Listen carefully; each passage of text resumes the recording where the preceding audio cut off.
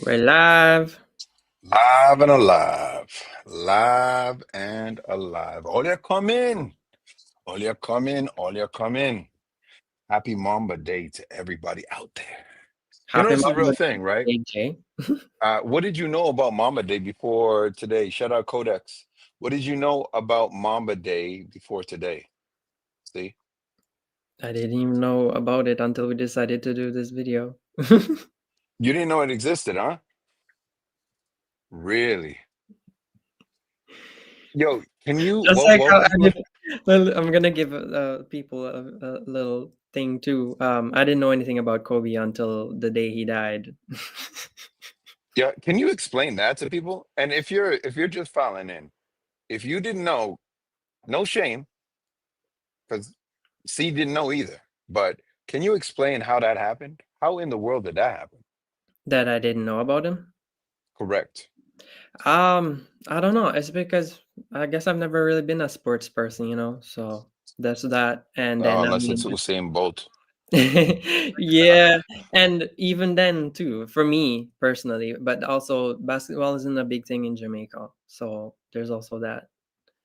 Yeah, Uh, I know. I watched you shoot your first basketball in your early 20s. yeah, so there's. That was actually hilarious to me. If, That one was hilarious to me. but I did hear about LeBron and Oh, MJ. please. Okay, we don't need to hear the propaganda. We don't need to hear the propaganda. We're good. No, Mamba Day is a big thing. I'm trying to look it up in LA. I'm trying to look it up. Mamba Day, uh, 2016. They actually originally named it Kobe Day. It was actually called Kobe Day 2016, and there was a press conference and everything. Hmm. That we should have showed the people. That we should have showed the people. I saw it earlier today. I should have saved it. But yeah, this is a real thing, y'all. This is a real thing. There's a press conference for it. Kobe, he literally says, I want everybody to just make sure that uh, you dedicate this day to working hard, dedication. What else did he say? Uh, Basically, Mamba mentality, all that kind of stuff. So it is the thing. I'm going to find it right now because I did save it. I just didn't send it to see. So while you guys are filing in, I'm going to tell y'all this is what Mamba Day is. I'm gonna play it for y'all right now. Play it for y'all right now.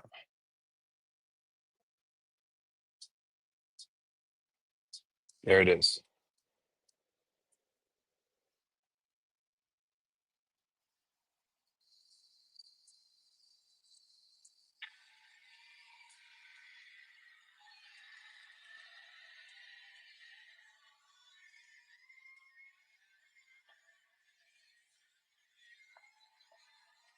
Now his birthday is not the 24th, it was yesterday.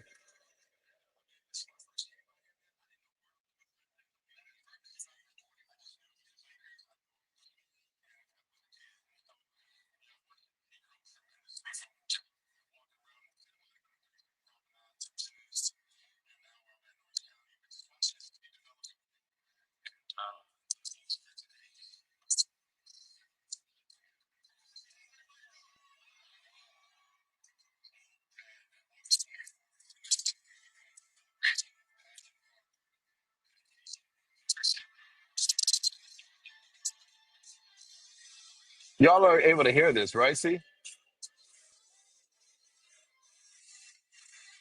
You're on mute. No, I'm not able to hear it. You can't hear anything. Mm-mm. I can hear a sound like the people cheering and like a minimum feedback. Give me a second. Let's try it again. Hear it now?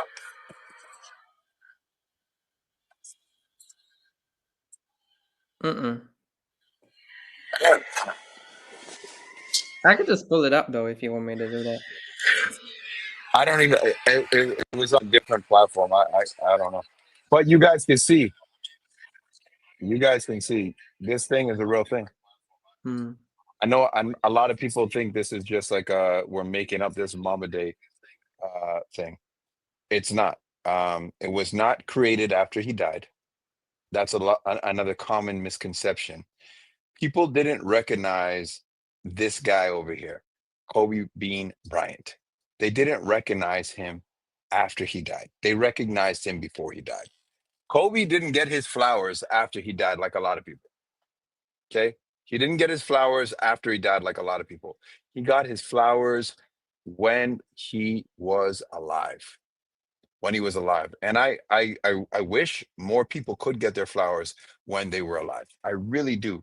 There's only a selected few that we celebrate when they're alive. And I wish more people got their flowers when they're alive. You know what I'm saying? So yeah, like I said, Kobe got his flowers when he was alive. And the city of Los Angeles created this thing called Mamba Day. They created this thing called Mamba Day. And we're going to go into it today. You know, C told me not to do this video. Excuse me. C told me not to do this video. He said, Jay, this video is going to confuse the algorithm. Am I lying, C? No. C said, Jay, this video is going to confuse the algorithm. Jay, people aren't going to tune in. And I said, C, I don't give a damn. I don't give a damn.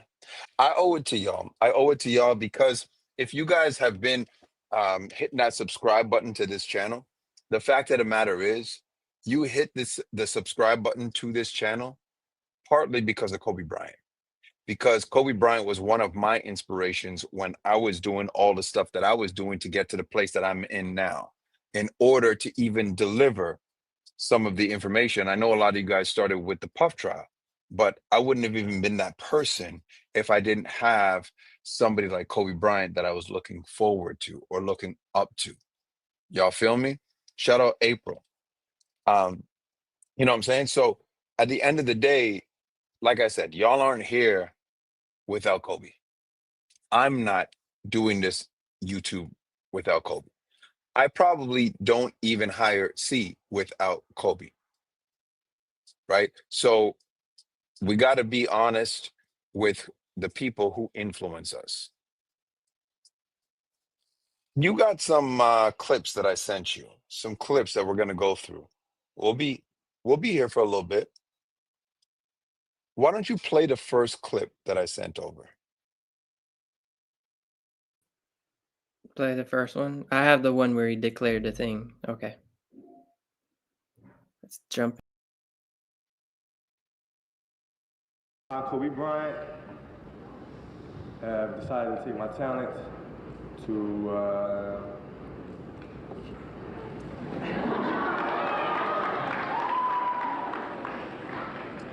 no, I have decided to skip college and take my talent to the NBA.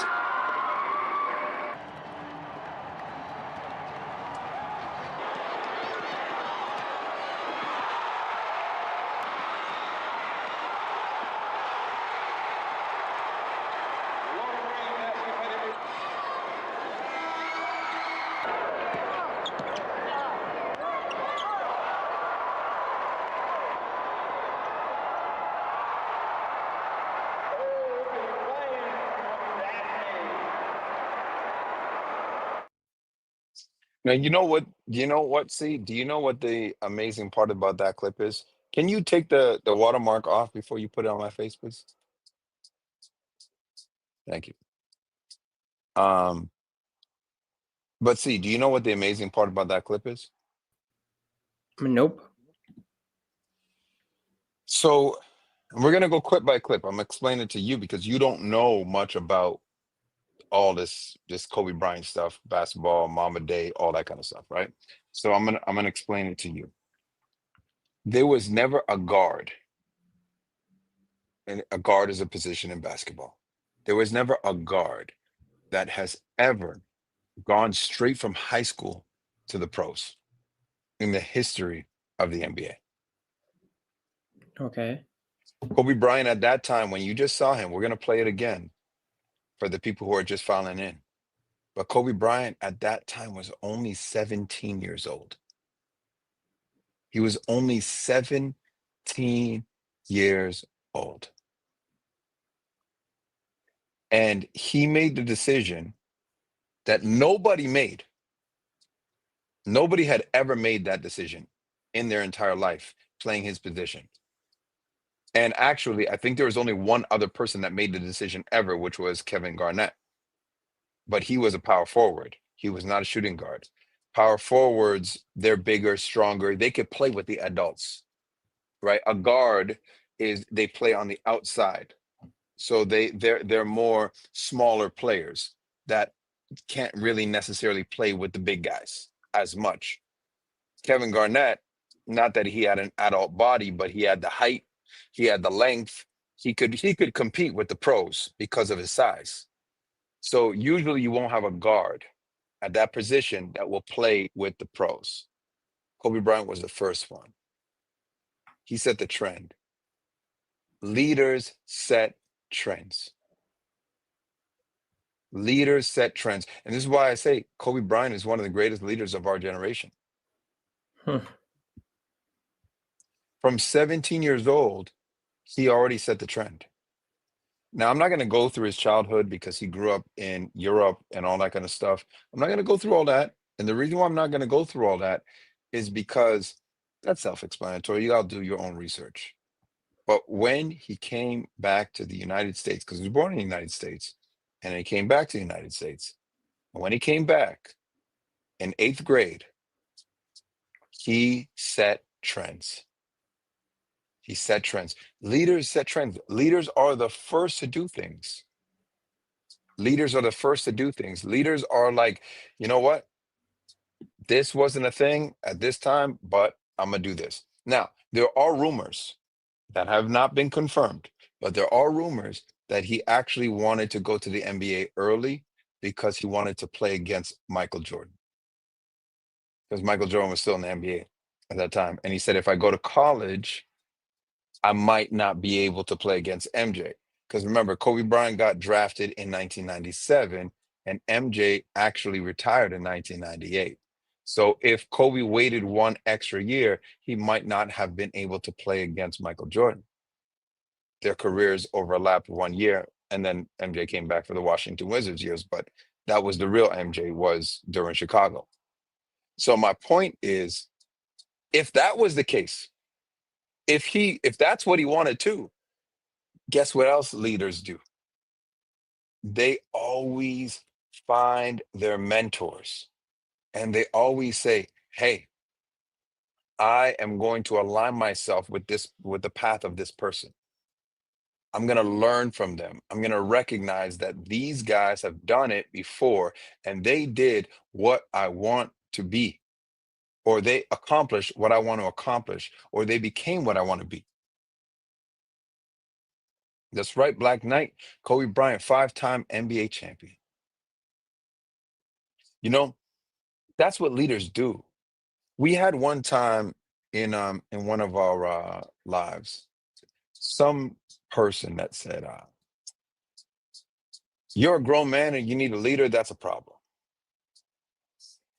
My goodness, I don't know if that person has a job or has their own business or has a family or whatever. Of course, you have a leader in your life. Whether you're a grown man, whether you're a little man, whether you're a woman, whether you're somewhere in between, who knows? Leadership is key. I want you to play that one more time, please. We don't have to go through the highlights, but I want you to play that one more time, please. He says, I'm going to skip college and go to the NBA. Again, this has not been done before. Play that, please.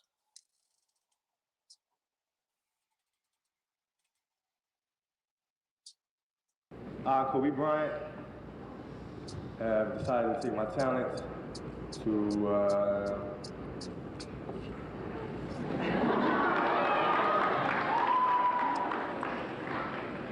no, I have decided to skip college and take my talent to the NBA. Yeah, we can stop it there. Now, you know how we know he's a leader? Because you know who else said, I'm going to take my talents to wherever? LeBron James. Remember when LeBron James went to the Miami Heat? He said the same exact thing that Kobe said when he was 17 years old. He said, I am going to take my talents to South Beach and play with the Miami Heat. He said, I'm going to take that's right, Black Knight. That's right. LeBron James said that because of Kobe. Kobe is a leader. LeBron James said that in 2010. Kobe said this in 1997. Okay? You do the math, the 13 years. 13 years later, LeBron James ended up saying the same exact thing. Right? These are examples. Today, we're going to go through examples of leadership. Today, we're going to go through examples of leadership on Mamba Day. On Mamba Day. Let's get to the next one, my guy. And do you have any input, C? No, I'm good, man. All right.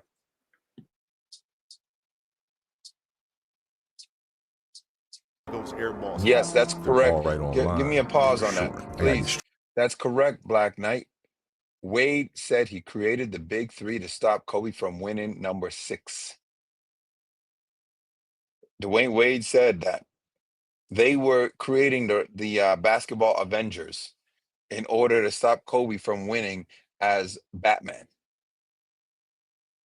Riddle me that. Let's start this from the beginning. Why? Big screen this. Big screen this. All right online. They were short. Big screen this. Pause it. Pause it. Pause it. So this, and if you haven't read Kobe Bryant's book is titled Mamba Mentality. It came out in, I believe, 2017. Either October 2016 or October 2018. Sorry.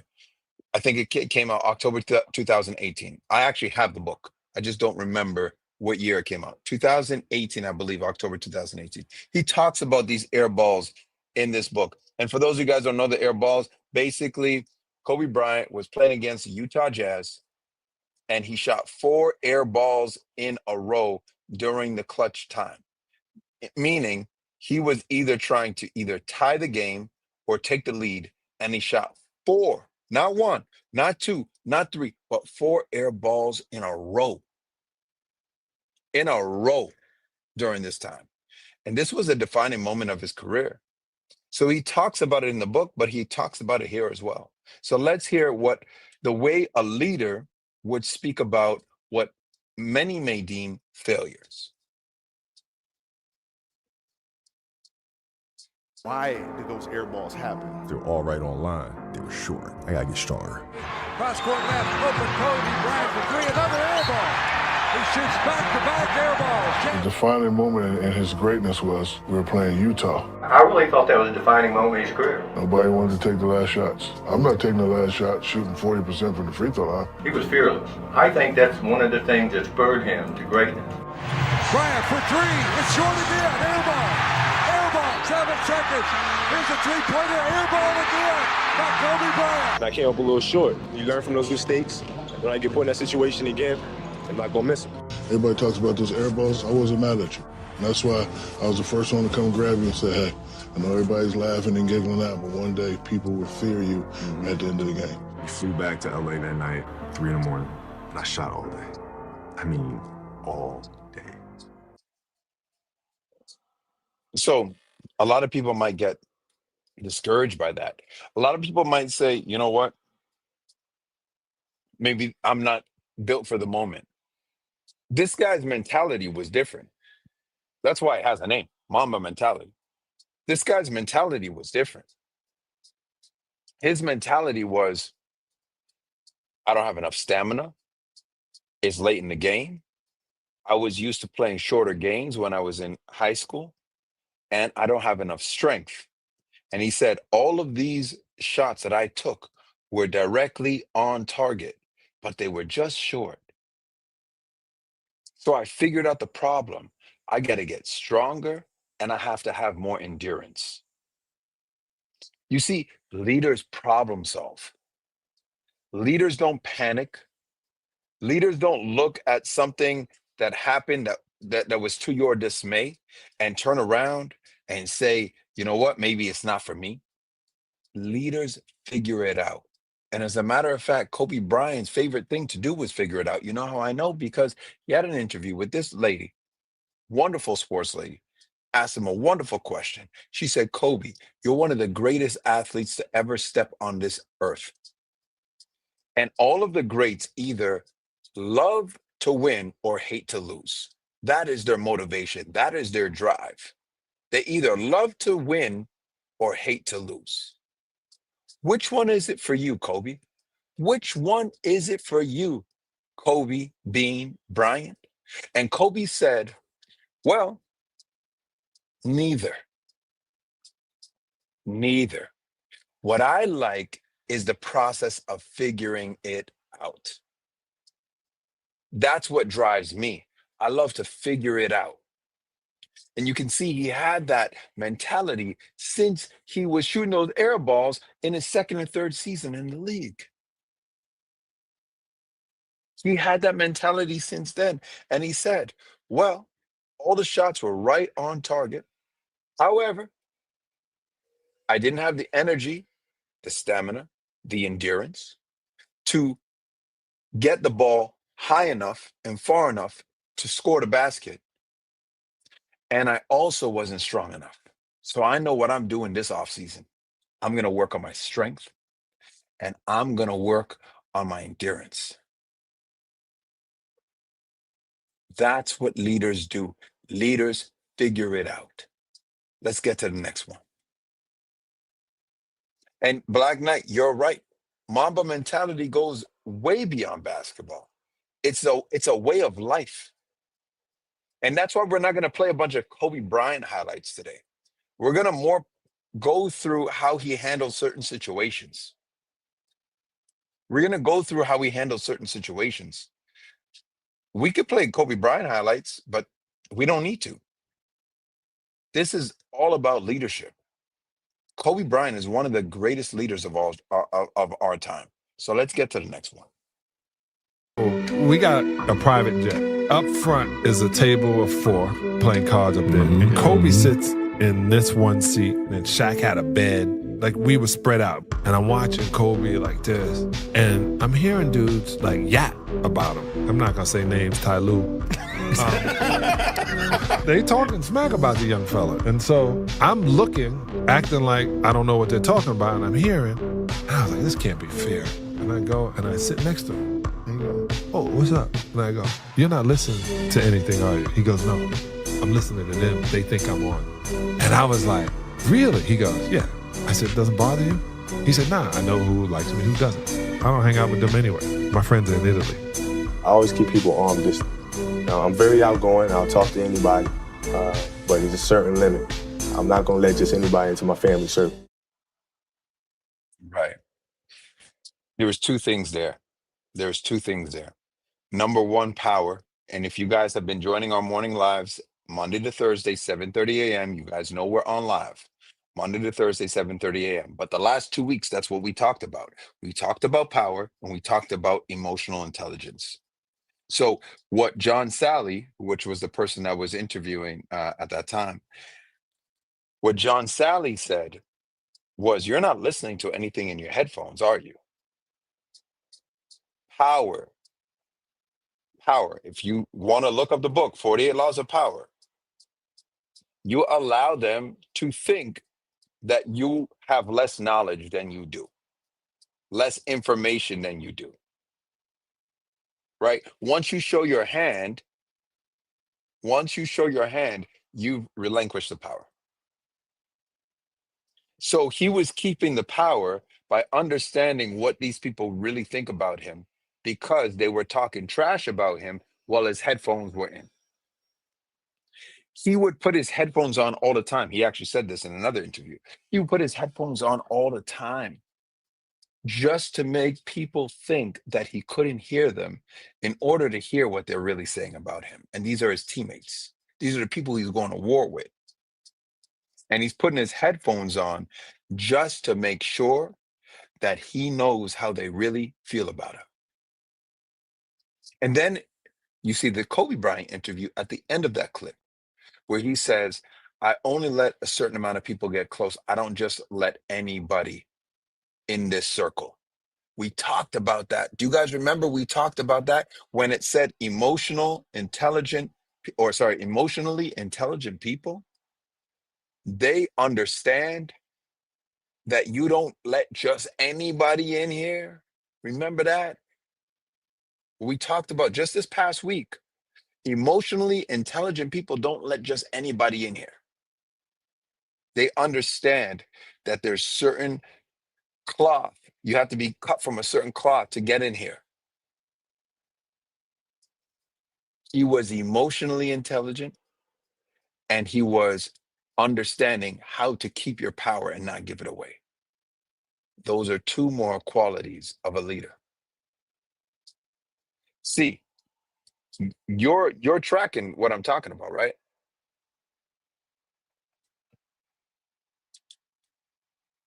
Yeah. I think so. Yeah. Kobe was cut from the same cloth of as MJ. And you see, Black Knight says Shaq was always jealous of Kobe. I, I would challenge you, Black Knight, even more. Not just jealous. I don't think he's jealous now, but not just jealous. I would say that Shaq was intimidated by Kobe. He was intimidated by Kobe. Everybody talks about there's two alpha dogs. Listen, on that team, there was one alpha dog. And I'm going to be real with y'all. See, can I cuss? If do your thing, man. There was one alpha dog on the Lakers, and there was one bitch. And a bitch can be an alpha dog. A bitch can be an alpha dog. It just means female dog. But there was one alpha dog, and there was one bitch. Kobe Bryant shocked Shaquille O'Neal by saying, I will fight you and lose. I don't care. I will physically fight you. And we're going to get into that. I will physically fight you and lose. I don't care. Because you aren't doing what you're supposed to do. You're lazy. You're fat. You're undisciplined. You don't practice. You don't work hard. I'm going to challenge you.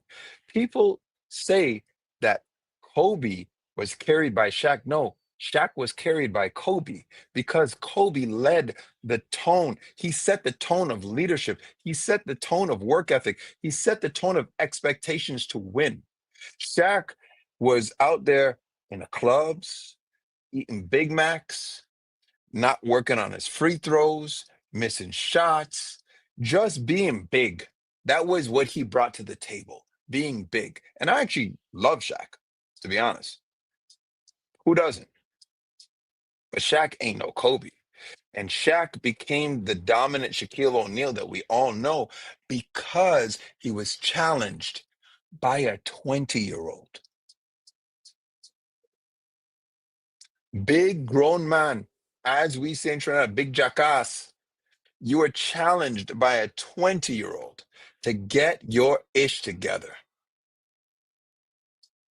Get your ish together. Because before he got on the same team as Kobe, Shaq was getting swept out of the NBA Finals. He was getting swept out of the Eastern Conference Finals. He was great. He was big. He had Penny Hardaway. Orlando Magic was a great team. But he never made that leap until Kobe challenged him, mano y mano. I will lose the fight. I don't care. I'm still going to punch you in the face. I'm still going to get my licks in. Don't play with me. What are we here for? That's leadership, which goes to my next point. Leadership is willing to have the tough conversations. Leadership is willing to say the things that nobody else want to say. Leadership Say it one more time. Leadership is willing to bring it to fisticuffs if you have to, or else get the hell off the boat. Stay here and we're going to fight, or leave. Get the hell off the boat. Kobe did say that to Shaq. Shout out to Black Knight. Kobe did say that to Shaq. I'm nobody's little brother. I am nobody's little brother. Yeah, I'm not your little brother. Don't look at me or talk to me like a little brother. We are here to do a job. Your fat ass that wants to heal on company time, as Shaq says. I want to heal on company time. I got injured on company time. I want to heal on company time. I don't want to work on my game. I want to eat Big Macs in the summer. I want to go party. I want to do movies. I want to go make a rap album. I want to do all this stuff. Well, Kobe's there saying, nah, then you don't get the ball.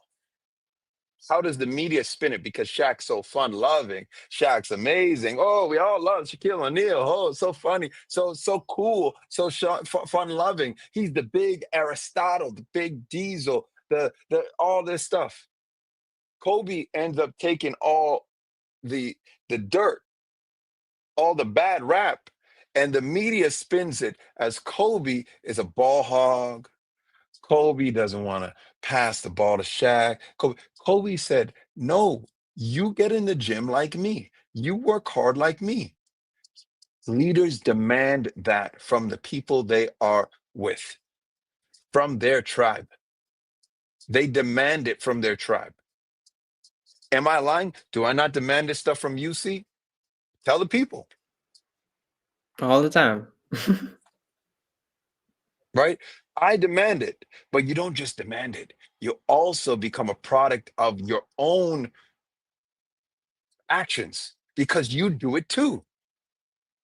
You're doing it too. And we're going to get into how Kobe Bryant not only said, hey, let's do it this way, but said, let's do it the way that I'm actually doing it. Like I'm literally doing it. That's the importance of the 7:30 a.m. club, the AM club. I wanted to originally do it at 5, to be honest with y'all. Originally, I wanted to do it at 5. But our team told me, but Jay, 5 is like 2 a.m. in the West Coast. So that's not going to happen. And then if people are let's say in Europe, we have a lot of viewers from Europe, a lot of people from Europe. Okay, but that's 11 in the morning or 12 p.m. They're already, started their day. So we tried to find a time that would be good for everybody, which we ended up agreeing on 7:30. But I wanted to do it at 5. Why? Why did I want to do it at 5? Because I wanted to show that I'm not just talking the talk. I'm also walking the walk. I'm in the office at 5. At 7:30. I'm also here. Like I've been up before 5. I wanted to show people. So now we do it 7:30. Yeah, 100%. But it's not enough to just say this is how you should be. You have to do it too. That's what a leader does. They lead by example. So let's get into it, see?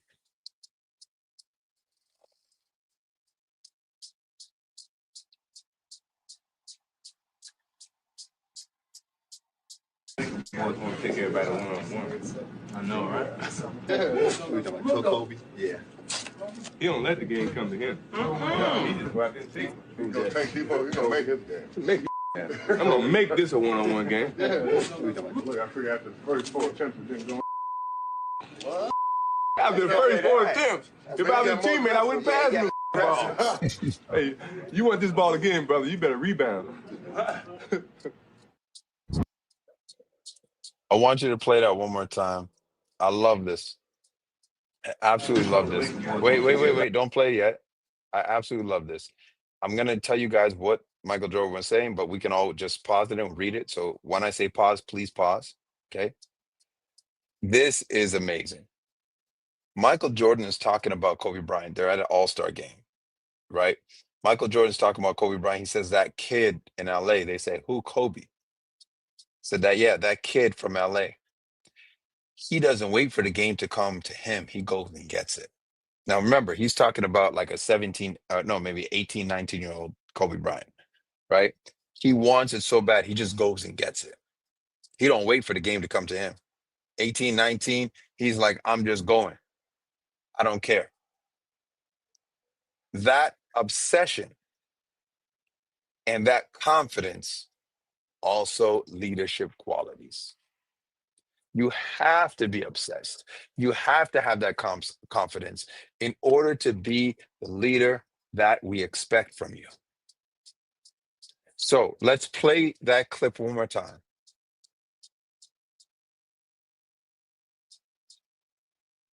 When I say pause, just pause.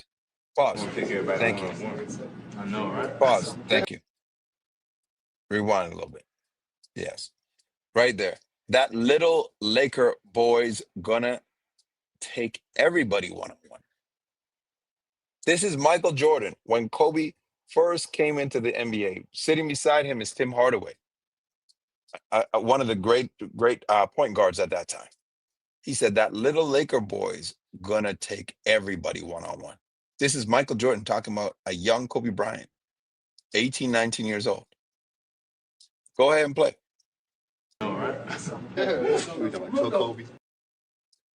Yeah, they said who, and they said who, Kobe, and Michael Jordan said, yeah, Kobe. Yeah.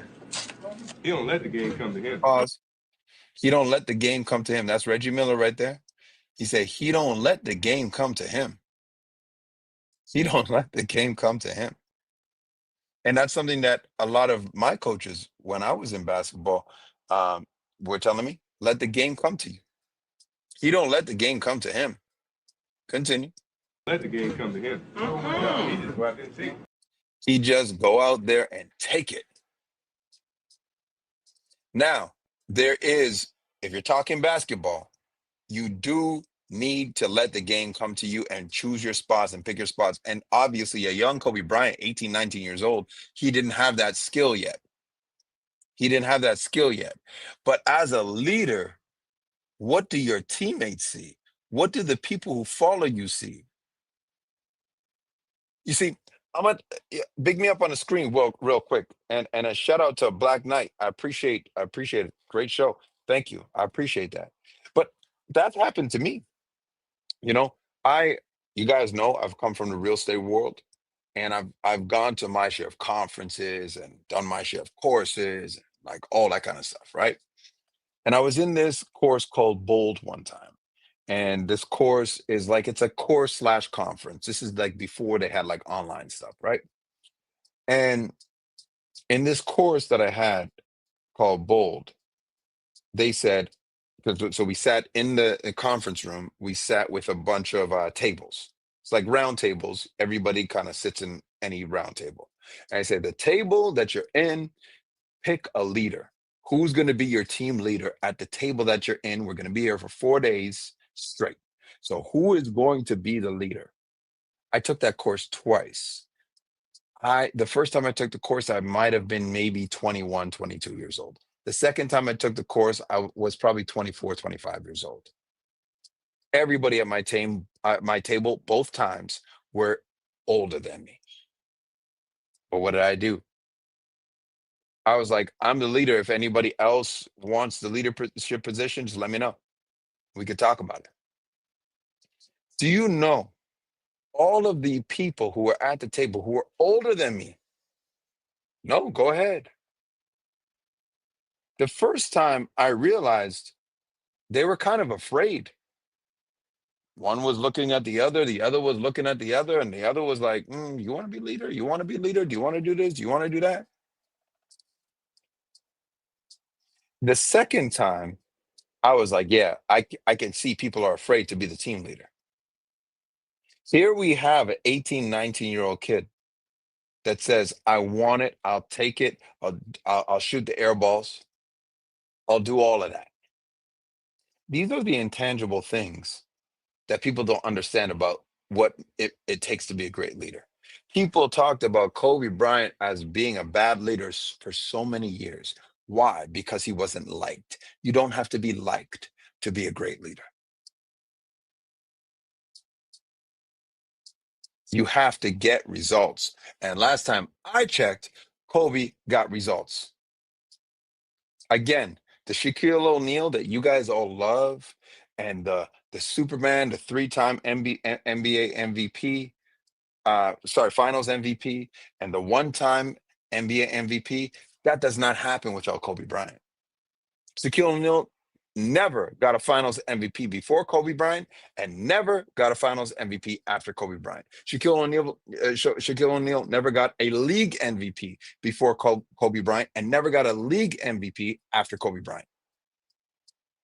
So even the biggest and baddest kids on the block, he's getting the best out of. Kobe Bryant is one of the best, greatest, whatever you want to call it, leaders of our generation. But it slips under because the media paints it in a whole nother way. And we're going to be here for a while. We are going to be here for a while exploring the leadership of the one, Kobe Bean Bryant, on Mamba Day.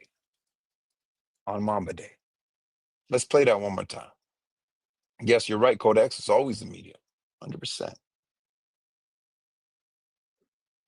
I don't think you want to take everybody one-on-one. I know, right? We talking about Kobe? Yeah. He don't let the game come to him. No, he just go out there and take it. He's going to make his game.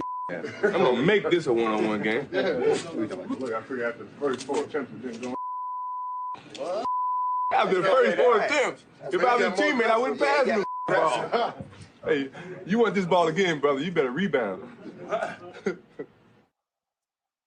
Love it. Love it. All right, let's continue.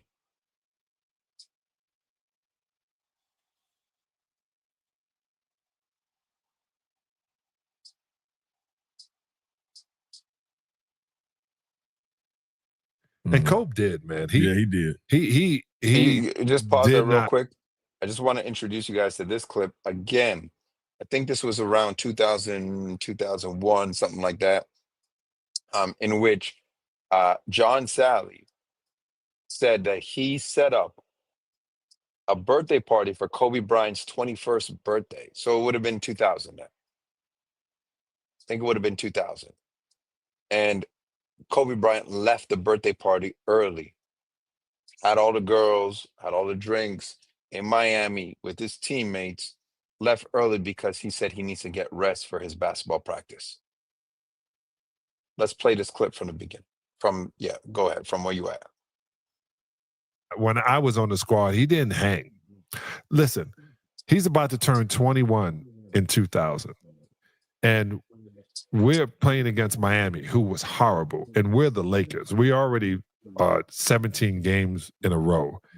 And I used to play in Miami. Rewind it a little bit. Throw on the subtitles, please. And do you see what he said? Miami was horrible at that time. So it wasn't even a big deal that he, like they could be half asleep and beat that team. That's what he's trying to say. They could be half asleep and beat that team. Listen to John Sally. I wish I would have thought of that one. You know, Dr. James retired. I can't stay at Georgia Tech. But he was serious. He was like, I wanted to play against him. He felt he knew every single thing about him, and he felt he had the same mentality. And Kobe did. Talking about Kobe and MJ. There he was talking about Kobe and MJ. He did not, when I was on the squad, he didn't hang. Listen, he's about to turn 21 in 2000. And we're playing against Miami, who was horrible. And we're the Lakers. We already 17 games in a row. And I used to play in Miami. And we don't have to play him till the next night.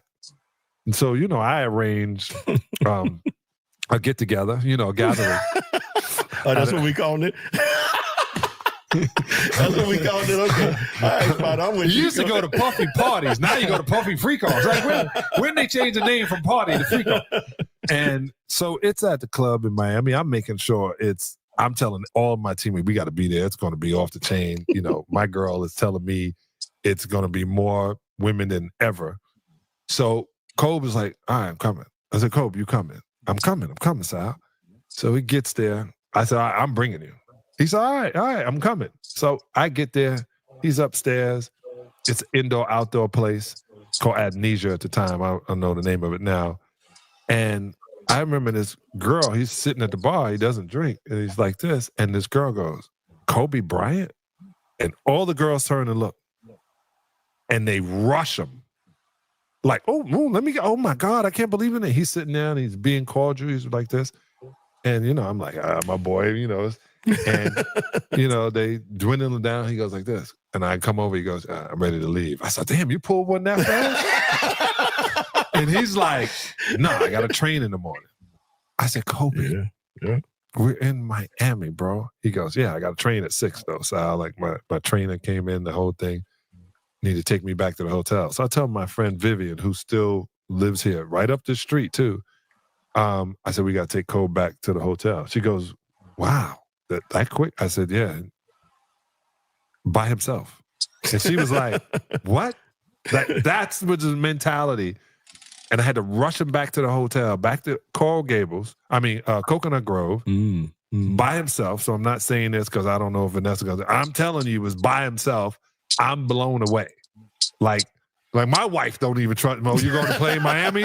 She's like, take your ring, Negro. You know. You can pause it. Go ahead. This is a 20-year-old kid. Remember, he said he's about to turn 21. He's not even 21 yet. He's actually not even old enough to go in the club yet. He's a 20-year-old kid. And they're like, okay, well, here's the party. And we're in Miami. Miami Heat sucked at the time. We're going to, go and beat them anyways. We can beat them half sleeping.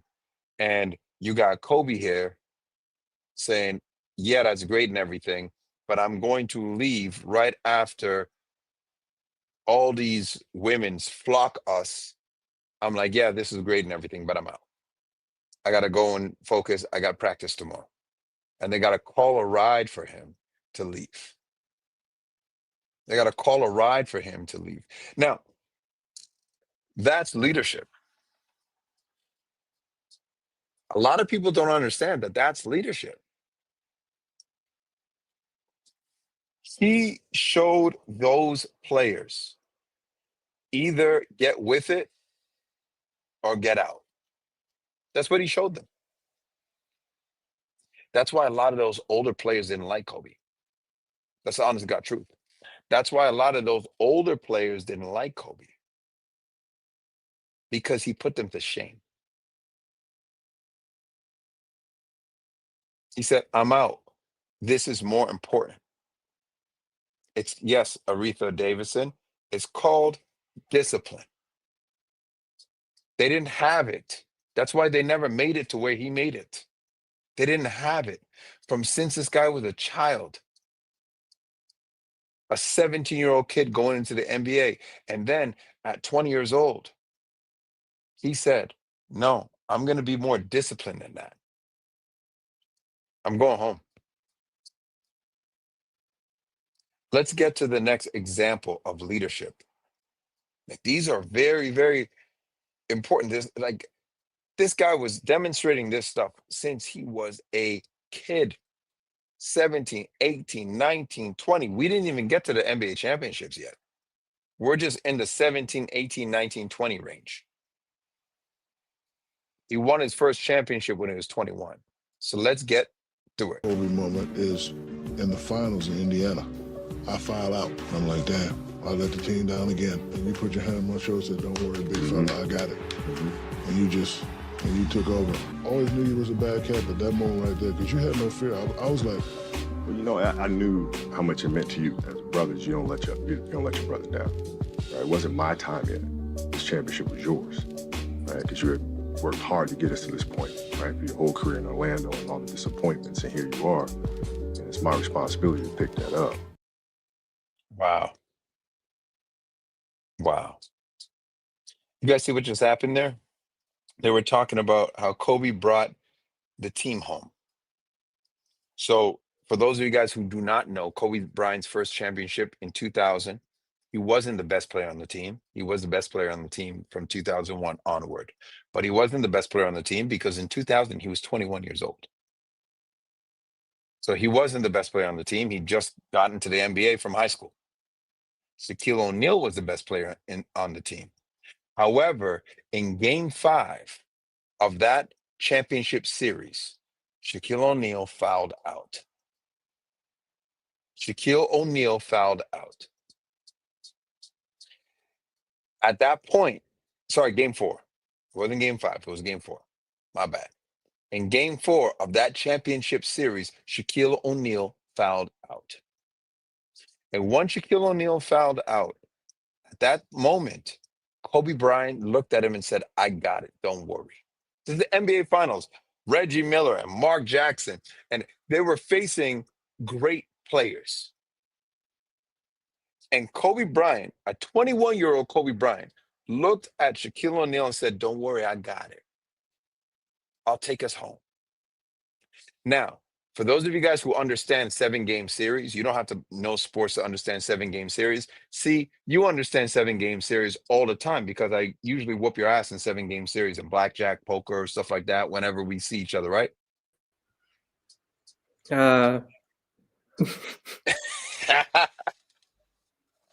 So you understand that pivotal game 4, right? When it's 2-1, that pivotal game 4, you can go up 3-1 or it's going to be tied 2-2. You can go up 3-1, it's going to be tied 2-2. Shaq fouls out. Kobe takes over the game. As a kid, 21 years old now. But more importantly than that, this is the leadership. Do you see what Kobe Bryant says? I knew how important this championship was to you. To you. See, please jump on the screen. Please jump on the screen. How many times have I told you, this is not that big to me, but I know how big it is to you? All the time. All the time. Because that's what leaders do. Kobe's like, I'm 21. I'll win a championship no matter what. Who cares? I'll figure it out. I just got here. But your time in Orlando failing and you getting here failing and all that stuff, I got you because I know how important this is to you. A leader is able to say, even though this is not a big thing to me, I know it's a big thing to you. So I'm going to work hard to get it for you, even though I don't give up, even though I don't care. Not that I don't care, but it's not that big. It's not a big of a deal. Play that one more time, and that's when you're going to actually see. Now that I've explained to you, feel it in that direction. Think about it. This guy literally said, I knew it was big for you. This was your championship, and I had to go and get it for you. Go ahead. Every moment is in the finals in Indiana. I foul out. I'm like, damn, I let the team down again. And you put your hand on my shoulder and said, don't worry, big fella, I got it. And you took over. Always knew you was a bad cat, but that moment right there, because you had no fear, I was like, Well, you know, I knew how much it meant to you as brothers. You don't let your brothers down. Right? It wasn't my time yet. This championship was yours, right? Because you had worked hard to get us to this point, right? For your whole career in Orlando and all the disappointments, and here you are. And it's my responsibility to pick that up. My favorite Kobe. Jeez. See, give me your feedback on that. That's crazy, right?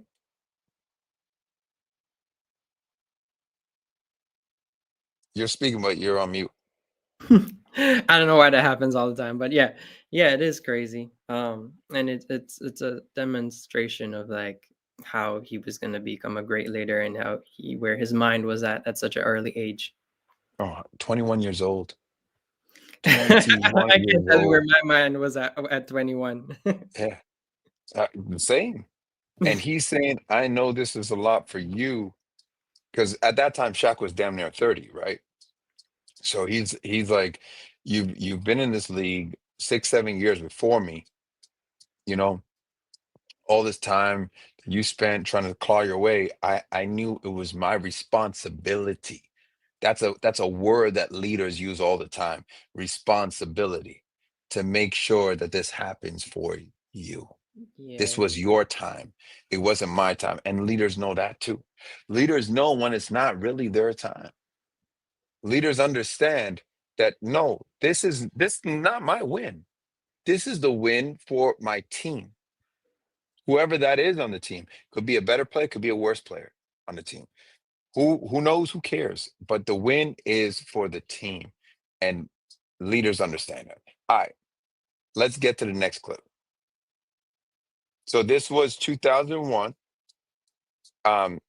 Just so you guys know, now that you have the context, this next clip is actually what happened in that game. So let's play the stuff that happened in that game. Go ahead. Loose ball foul on Shaq. That'll be number 6. What a big play. That's it. Be aware of Glenn Rice's three-point shooting, but that? Kobe is going to try to attack. Yeah, rewind it a little bit. Actually, rewind it back to the beginning. In the beginning of that video, you see they called, in my opinion, a bogus foul on Shaq, but they call a foul on Shaq. Shaq's fouled out. He has 6 fouls. He's kicked out of the game. So now it's just up to Kobe. And remember, in the clip before this, Shaq literally said, I knew you would bring it home for me. You tapped me on my shoulder and said, I got it, big fella. All right? That's a loose ball foul on Shaq. That'll be number 6. What a big play. That's it. Be aware of Glenn Rice's three-point shooting, but Kobe is going to try to attack. Shaking on Miller. And hitting a 2-point basket. He was just inside the line. The Laker lead is 3 again. Kobe is going to go to work right again. There. I got it. Here he is over Jackson. Rewind that a little bit. You see him point. I got it. And pause it real quick. I just want to shout out Black Knight. Black Knight says Kobe was voted best in the world from 2001 to 2011. Black Knight, I think it was 2000 to 2010. I believe that was a vote for the era of the 2000s. Either way, it's true. And it wasn't voted by some random people. It was voted by the media, by coaches, by players, and by fans on NBA.com.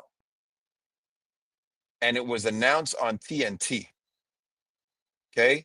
It was voted by coaches, players, fans, I think GMs too, all on NBA.com.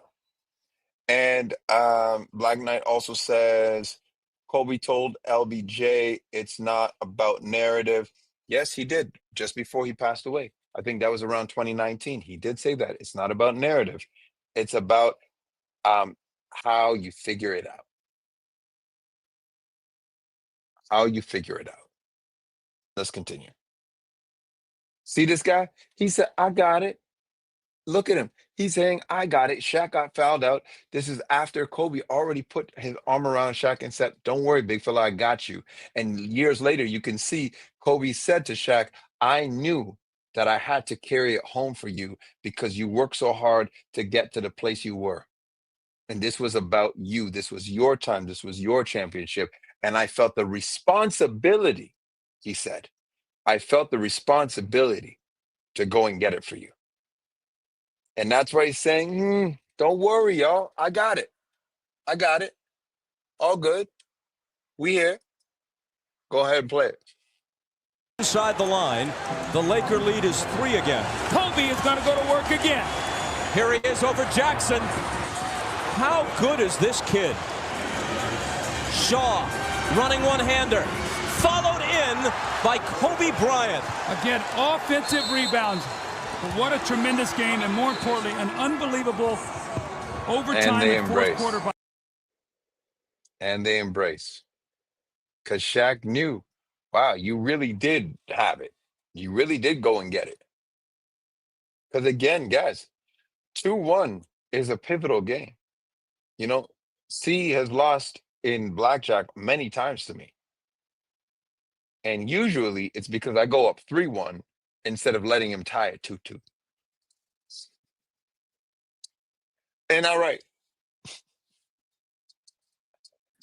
Why you gotta keep bringing that up, man? Yeah, I just want to let you know you're not close. All right, let's get into the other part of the Kobe taking over. Let's do it.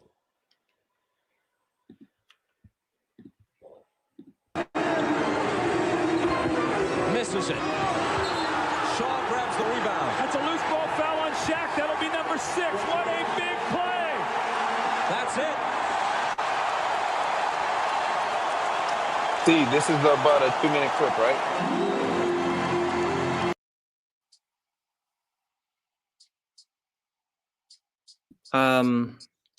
Damn it. I can't see it. I think it's about 2 minutes. Okay. No, I just want to make sure I have enough time to run to the restroom. I'm about to run Yeah, to the man, you're restroom. good. You're good. You're But good. you guys could look at Shaq's face, dumbfounded, out of the game. That's Jalen Rose with the ball right there. And then you had Mark Jackson on this team. You had Reggie Miller on this team. This was a really good basketball team that they were playing in the NBA Finals. That's why that team got to the NBA Finals. But anyways, you see Shaq get fouled out right here on this play. And everybody's like, what are we going to do now? And this is when Kobe says, I got you. Go ahead. No, and by the way, guys, the reason why I play this clip is because a lot of people say that Kobe rode Shaq's coattails. Meanwhile, he was the leader. Go ahead.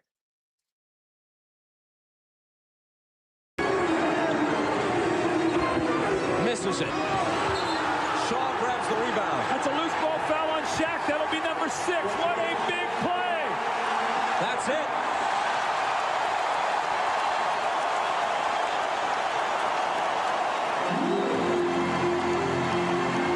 Phil Jackson, hands in his pockets, staring at Steve Javie in seeming disbelief. Be aware of Glenn Rice's three-point shooting, but Kobe is going to try to attack.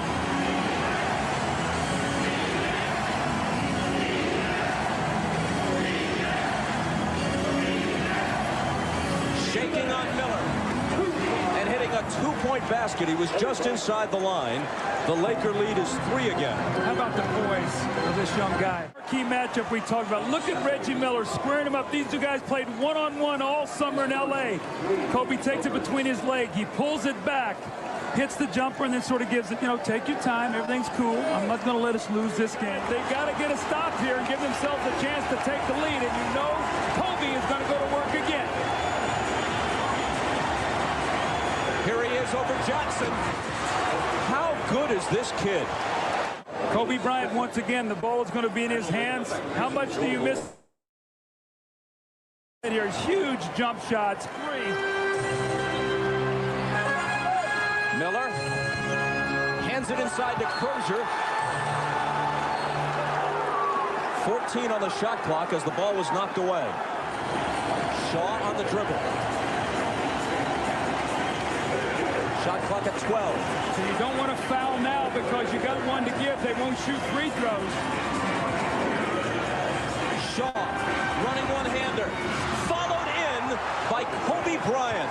Again, offensive rebounds.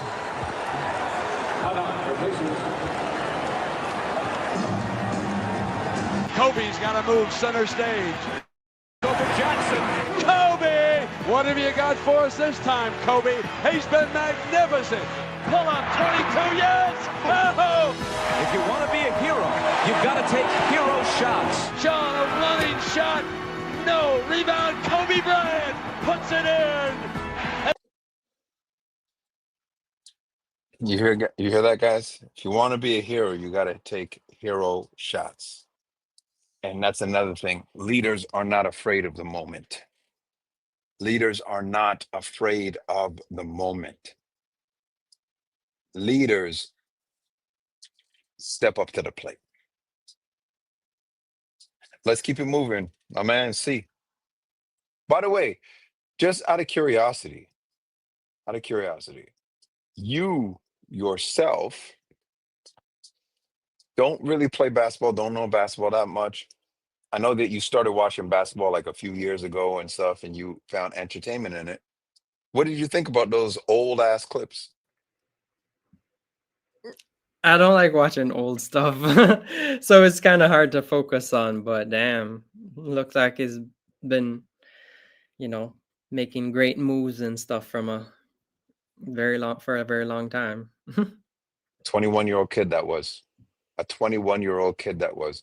Point to me a 21-year-old kid in the NBA today that could do that. Of course you can't. Right? A 21-year-old LeBron James can do that.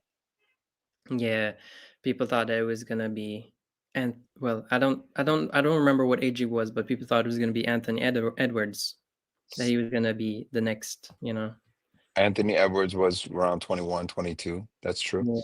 Yeah. Um, he didn't quite get there though. Nah. It takes great leadership to get there. And Anthony Edwards famously said he's not a leader. He's not, sorry, role model. That's what he says. He's not a role model. So let's get into this. This is the interview between Kobe and Shaquille O'Neal. This is the one-on-one interview that they had right after Kobe retired. So I think this is about 2016, 2017, the latest. Let's jump into this, y'all.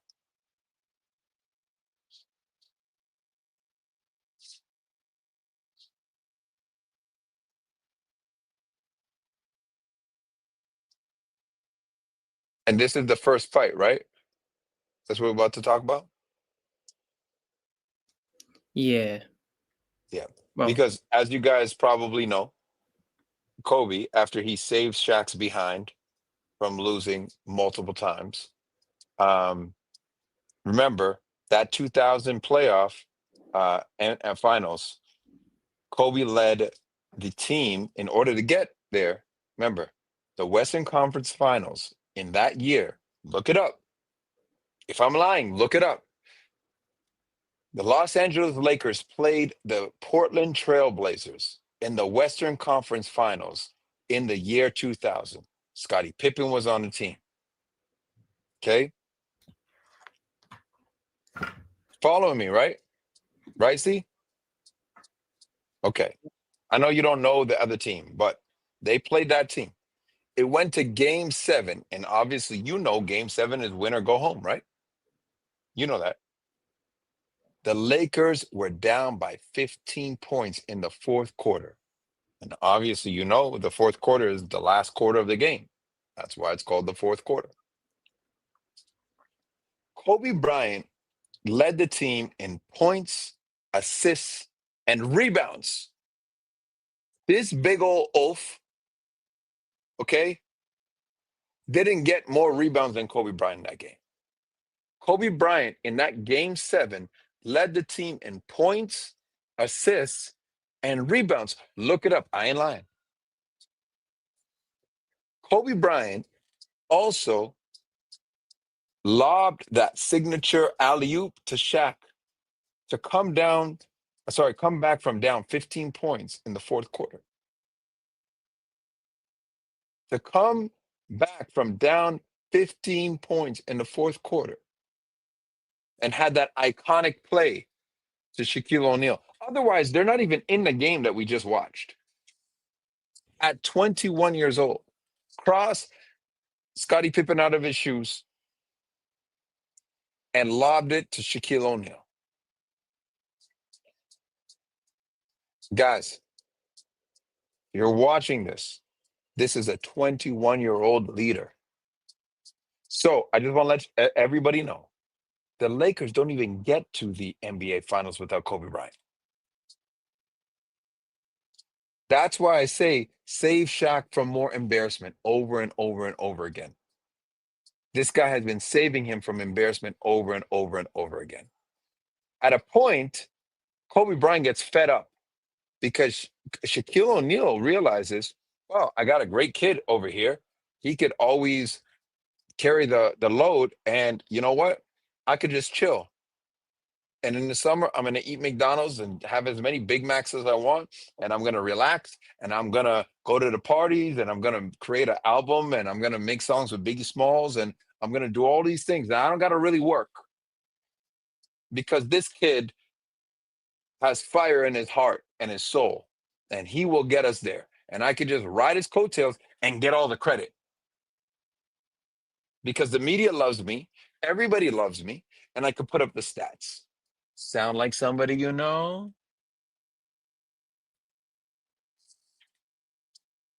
So at a certain point, Shaq stopped even caring. But guess what? Kobe's a leader. Kobe doesn't take that. He don't take that at all. And so he challenges Shaq. And Shaq gets defensive. So the alpha challenges the bitch. Again, the bitch, female dog. I'm not saying Shaq is a bitch in as he's a female human. Female dog. Because female dogs can also be alphas. The alpha challenges the bitch. And that's where we get the struggle for control. So Kobe says, I'll fight you. They fight once, I think in 1999 or 2000. Then they fight again after that. Or actually almost fight again after that. So this is where we're seeing that a leader will take it all the way to fisticuffs, as we said. So let's jump into it.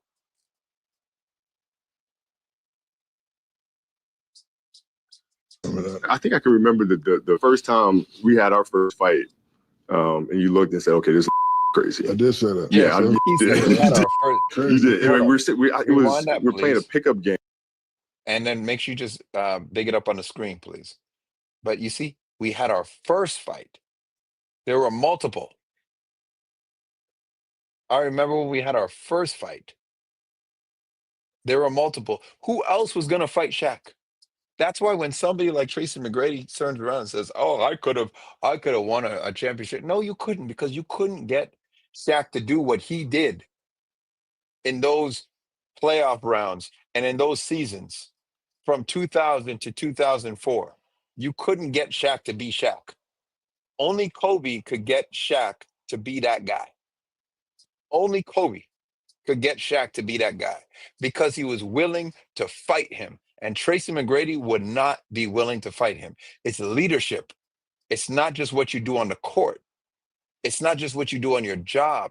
It's not just the talent you have. It's how you lead, that I'm willing to fight you over this. Play that shit.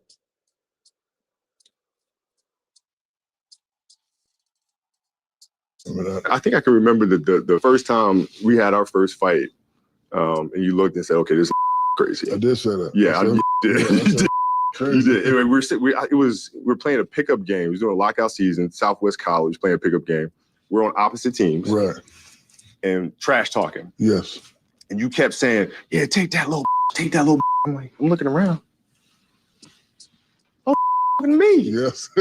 Right? And I said, "Oh, hold on. Ain't gonna be too many more of those little, you know." Yeah, I remember that. And what you said? Well, what you gonna do about it? What you gonna do about it? And then that's the next thing I knew. I saw a big hand coming this way, and I remember going this way. And I remember throwing some lollipop.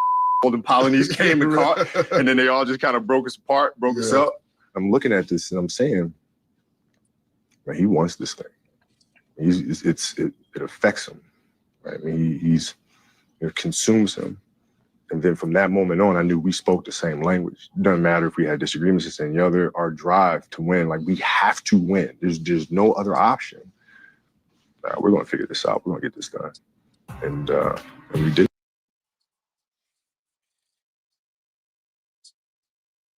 Yeah. Portland has 3 timeouts left. The Lakers have 2. Bryant to Shaq. So y'all, this is exactly, rewind that. That's exactly what I was talking about. This is the same game, Game 7, Western Conference Finals in the year 2000. You got Rasheed Wallace on that team. You got Scottie Pippen on that team. I believe Mighty Mouse, Damon Stoudemire was on that team. That was a squad, and it was Game 7, and Kobe Bryant led the Lakers in all major statistical categories: points, rebounds, and assists. He led that team. So Shaq doesn't sniff that 2000 championship without Kobe getting them there in Game 7 in the first place, because he was a 21-year-old crossing Scottie Pippen out of his shoes. As you can see right here, Scottie Pippen guarding Kobe. He's going to give him a right to left crossover. Scottie Pippen, the ball ain't over there. Kobe's over here. Rasheed Wallace leaves to go and help on Robert Horry, and the rest is history. Play that. 3 timeouts left. The Lakers have 2. Bryant to Shaq. My favorite Kobe moment is in the finals in Indiana. I foul out. Rose's 20-foot jumper, no good. Rebound should be Shaq. Smith's got it. Loose ball foul. Shaq is out of the game. I'm like, damn, I let the team down again. And you put your hand on my shoulder and said, don't worry, big fella, I got it. And you took over. Kobe fires the jumper and gives LA the lead. Shaw running one-hander. Followed in by Kobe Bryant. Or you can just feel the tension in this building. Reggie off the You see screen that, for guys? 3. And we already went through this, so we don't need to do any more of this. But you see that, guys? And that's real, recognize real. We had another clip in this same interview where they were talking about fighting again, because leaders are willing to fight. Do you got that one?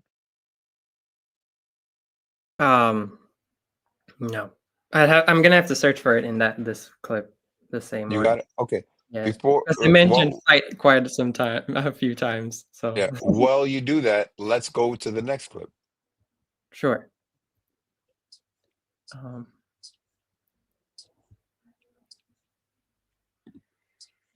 Cool.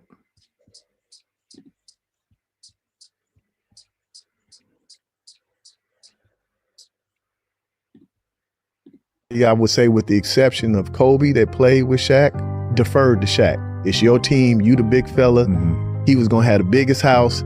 He was gonna have the most cars. 99.9% of us were like, all right, big fella, it's yours. You know, Kobe wasn't having that. So when he would come back after the season was over and working hard all off season to get in shape, and Phil would tell Shaq, you've been beat up the whole season long. Use next season to get yourself in shape when the playoffs come around. Shaq would come in training camp out of shape, and Kobe would be like, I work my ass off and your fat gonna come in training camp out of shape and overweight, you know, what have you. And then that's where it kind of started. Where it would kind of start. Exactly. Play that one more time, because that's what people need to understand. A leader sacrifices. Everybody, I would say, with the exception of Kobe that played with Shaq, deferred to Shaq. It's your team, you the big fella. He was gonna have the biggest house.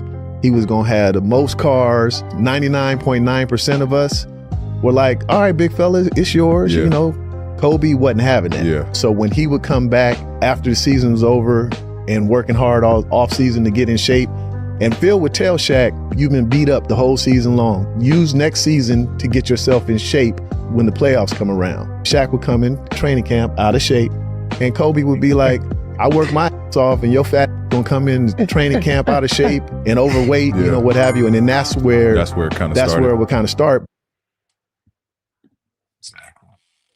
So again, guys, this is how this beef started. This is how this fight started. This is how all this stuff started. It's because at the end of the day, Kobe Bryant challenged Shaquille O'Neal, and nobody else would. See what Brian Shaw in that interview said? He said nobody else would. Kobe wasn't having that. Let's get into the next one, unless you have the video of them talking about things. It's giving me some problems, fine, but we'll just get in the next video for now. All right, let's do it.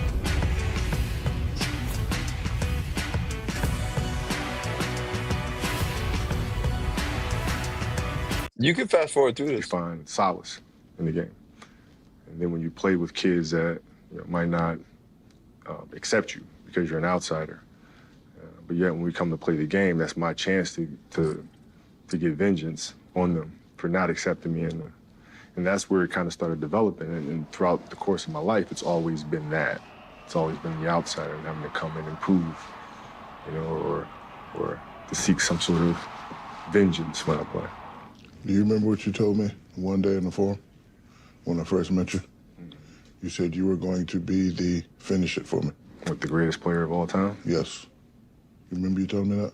No, but that sounds something. No, that you sounds said like it. something that I would say. you actually said that, and then you actually said I'm gonna be the Will Smith of the NBA. This was Oh, your really? year, and I was like, all right, okay, Will Smith. whatever you said. Yeah, times have changed.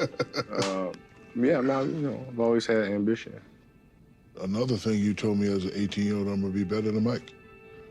So I knew it definitely drove you, and it's always gonna be there those comparisons when somebody's come before you, and you do some. I mean, I don't know if you patterned the game after him or not. I don't know if you watched him in high school, but there was a lot of similarities. But I know that day you passed up Michael Jordan. I know you was probably riding in your car like. You know what, man? I thought I would be. But, like, what happened is when I came in the league and I wanted to take him on, right? I mean, all I heard was, they called him Black Panther, they called him Black Jesus and all this stuff. I said, I want to see what this is about. And, but what happened is that he wound up becoming a big brother to me. How you doing, man? I know where you're going. You gotta get up quick. If you knew where I was going, why you go for the fake?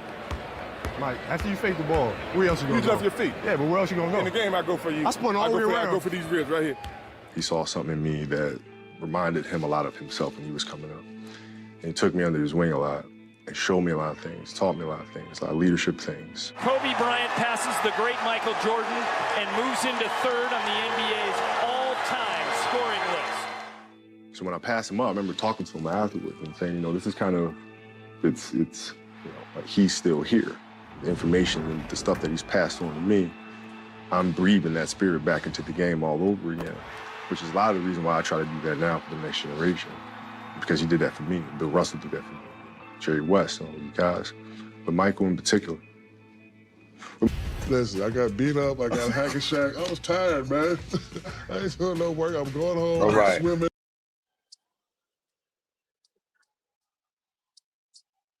The whole selfishness stuff and all that stuff was frustrating. There was a year there in 03 where I had. Exactly. Yeah. And you know this clip, right? See?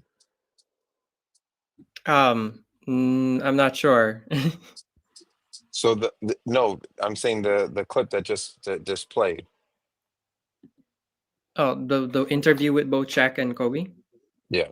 Yeah, what about it? Okay. So that clip again, what do leaders do? They defer to somebody who can teach them more than they already know. You do that a lot. Right? Like, thank you. I appreciate that. But leaders defer to people who can teach them more than they already know. And even when Kobe passed Michael Jordan on the scoring list, he was like, oh, it didn't really mean anything. I thought it was going to mean a lot to me, but it really actually didn't mean much to me. I realized, and if you read between the lines, he's saying, I know I didn't catch Mike. So what if I caught him in the scoring? I still didn't catch him as a basketball player and as a winner. That's what he was trying to say there. Where you'll get other people that say, oh, you have the most points of all time, so you must be the greatest scorer of all time. That's elementary thinking. Kobe Bryant knew he didn't pass Mike. That's why, or he could have said it. Yeah, that's when I knew I passed Mike. That's when I knew I passed MJ. I was riding in the car and I was like, yeah, I passed MJ in scoring and, whatever. No, he said, I thought I was going to have that feeling, but I didn't. Because I know what's real. The fact is, I didn't pass him. I didn't pass him in his greatness. It takes a leader to understand that, but not only understand that, but say that to you. All right, let's continue. Yeah, so this one is the one where he was saying that Kobe sacrificed the 40 points. Well, for those of you guys that don't know, Kobe Bryant had a record of 40-point streaks. He had a record of 40 points in each game. He had a streak going on. So he scored at least 40 points every single game. he sacrificed that streak because of Shaquille O'Neal. So let's play that. I'll give you a story. The whole selfishness stuff and all that stuff was frustrating. There was a year there in 03 where I had 40 points in 9 straight games. Shaq was out. So Phil comes to me before the stretch and says, Kobe, we need you to take over the offense. I'm like, all right, cool. So that literally started the streak of 40 points in 9 straight games. Shaq comes back from injury and Phil goes, I still continue to do it, right? And then Phil calls me to his office, goes, hey, we're starting to lose the big fella. This 40-point streak is starting to kind of take away his fire to prove something. So I need you to start dialing it back. I'm like, what? Okay, all right. You have a game against the Clippers. I think I like 38 or something like that. And I had a chance to score 40 again. It was a blowout game. I dumped the ball in the Shaq instead of shooting a wide open shot. The 40-point streak ended that night. Wow.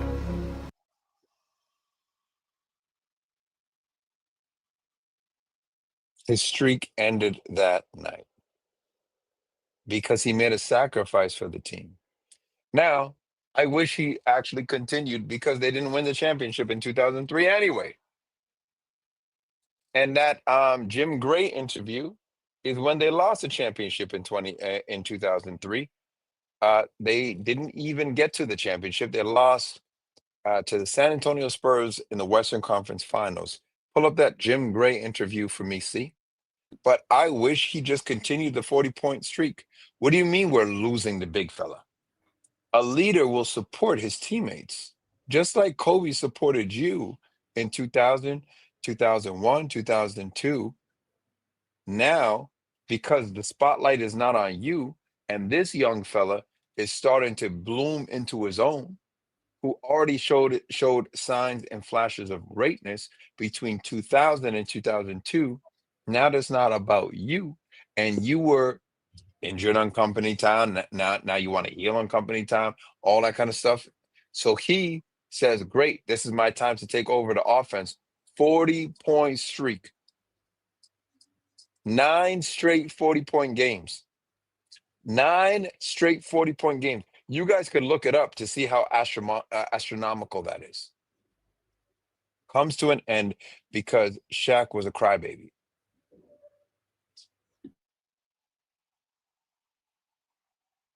Difficult moment for you. We appreciate your time. How disappointed are you? Well, I just hate losing. It's a tough loss.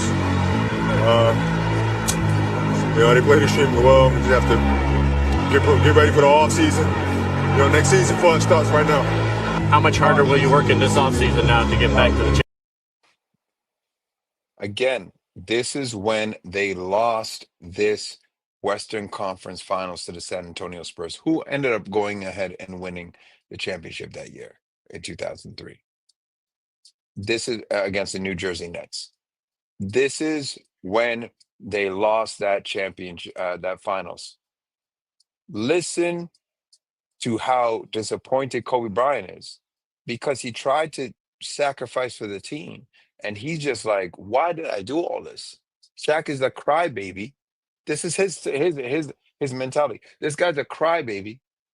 We're losing the big man. Phil Jackson, the coach, says, yo, we need Shaq to be engaged. You scoring all these 40 points, 9 games in a row. Yeah, we get it. You're that good. But dial it back. Dial it back. Sacrifice for the team. He makes a sacrifice for the team and they still lose anyways, which happens all the time. I'm not saying that if he didn't make the sacrifice, they would have won. What I'm saying is that's what leaders do. They sacrifice, but you could see the disappointment in his face and his demeanor that he sacrificed and they still lost anyways. And the most important thing here is when they say, what are you going to do moving forward? What are you going to do? Remember, by the way, they will never ask LeBron James this question or Stephen Curry this question or anybody else's question. This is how reporting was back in the day. They would never ask these guys these questions now. The reporter literally said, what are you going to do moving forward to be better? That was the question that you can ask. Could you imagine a reporter asking LeBron James or Stephen Curry that question these days? Could you imagine? What are you going to do to be better moving forward? Even Shea Gilchrist Alexander. It's crazy. But the reporter asked him the question. Listen to his answer. He didn't say, I try my best and it is what it is. He didn't say, sometimes you win some, sometimes you lose some. He didn't say any of that. Play that clip. What did Kobe Bryant say? Kobe, it's a difficult moment for you. We appreciate your time. How disappointed are you? Well, I just hate losing. It's a tough loss. They played extremely well. We just have to get ready for the off season. Next season fun starts right now. How much harder will you work in this offseason now to get back to the championship? I'll push myself to exhaustion. Kobe, we thank you for your time.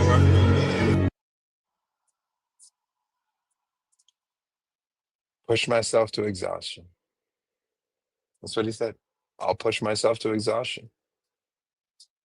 Let's keep it going. Let's keep it going. Michael. Well, this is an interesting situation because about 2000, I had the team, was still probably 99 when I'm coaching the Lakers. Michael's out. He's been retired for a year. And he comes to a ball game, and I said, let's meet in, chairman's room after the game. I want you to talk to Kobe a little bit. He tends to take over a game, at a certain time in the game. And I think that, if you convince him to just wait, just be patient, allow the game to kind of come to him when it's necessary for him to do some things, because the team kind of loses their offensive direction. So I get in this room, and he sits down, and he goes, first thing Kobe says is, I could kick your ass one-on-one. Again, guys, this is when Kobe Bryant, the first thing that he said to Michael Jordan in their first meeting. Now, they did see each other and meet each other earlier before that. That was when Michael Jordan was still playing. But Phil Jackson, before Michael Jordan came back on the Wizards, Phil Jackson actually invited Michael Jordan to come and sit down with Kobe, talk to him. And Phil Jackson was like, sometimes this young fella just takes over the game at times that he shouldn't. And yes, he's so great, but we don't need it at this time. He has to choose his spots. We don't need it at this time. And for LeBron James fans watching this, that's the difference between Kobe and LeBron. LeBron James doesn't have another level of greatness. Kobe Bryant does. He can go that next level. LeBron James plays this level for the entire game. Phil Jackson taught Kobe to go like this, turn it up when you need to, turn it back down. Turn it up when you need to, turn it back down. Go Super Saiyan mode when you need to, and then turn it back down when you don't. Because you need to get your teammates the confidence. That is the key to winning. That's why Kobe Bryant just basically 100% won more than LeBron James. He won more. How did he win more? He won more championships. He won more legit championships. He won harder championships, and he played against harder competition. He just straight up won more. And that's not a knock to LeBron James. That is just showing people that leaders know how to pick their spots. They know how to pick their spots. And that's what Phil Jackson was trying to teach Kobe at that time. Kobe, know how to pick your spots. But Kobe, being the crazy, dog that he was, the first thing he said to Michael Jordan is, I could kick your ass on a one-on-one game. So play that clip again.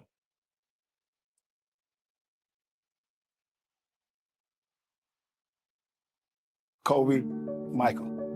Well, this is an interesting situation because about 2000, I had the team, was still probably 99 when I'm coaching the Lakers.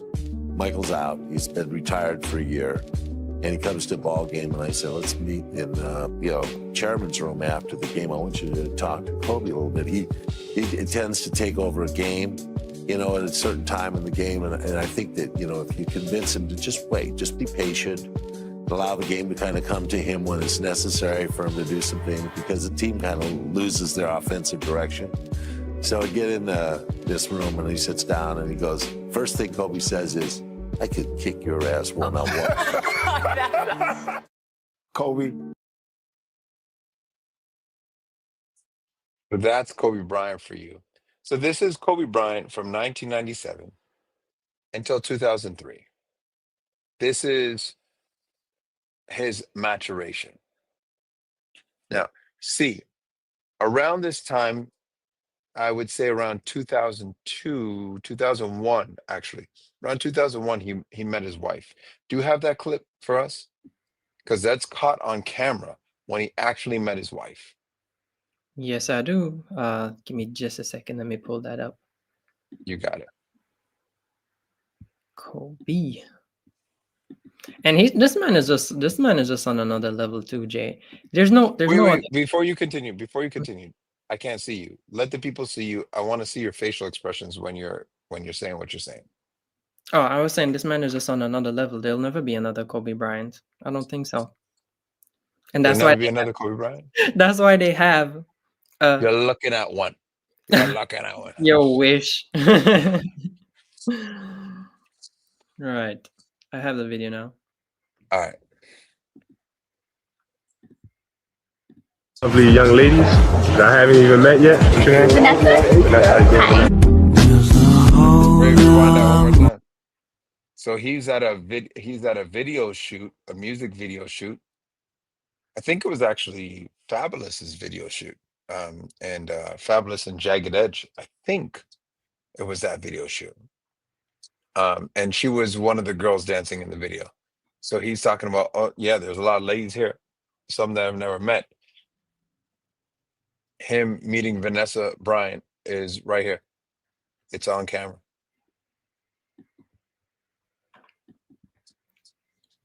I see the lovely young ladies that I haven't even met yet. What's your name? Vanessa. Vanessa.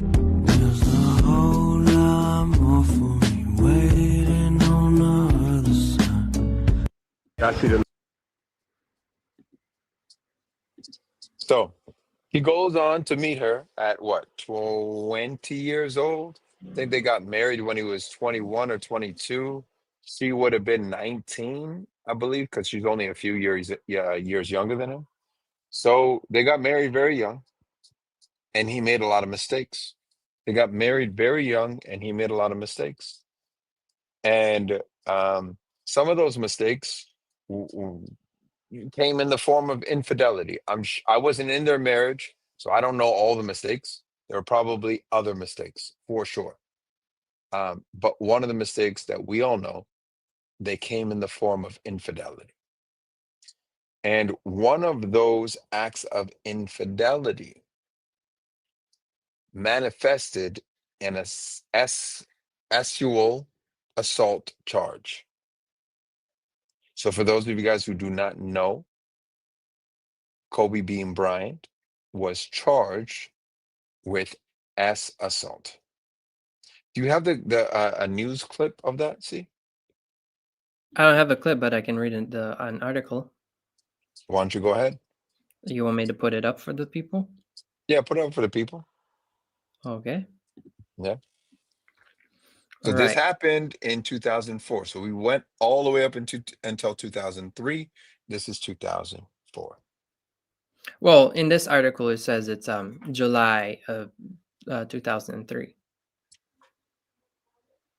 So it said in July 2003, basketball star Kobe Bryant was accused of.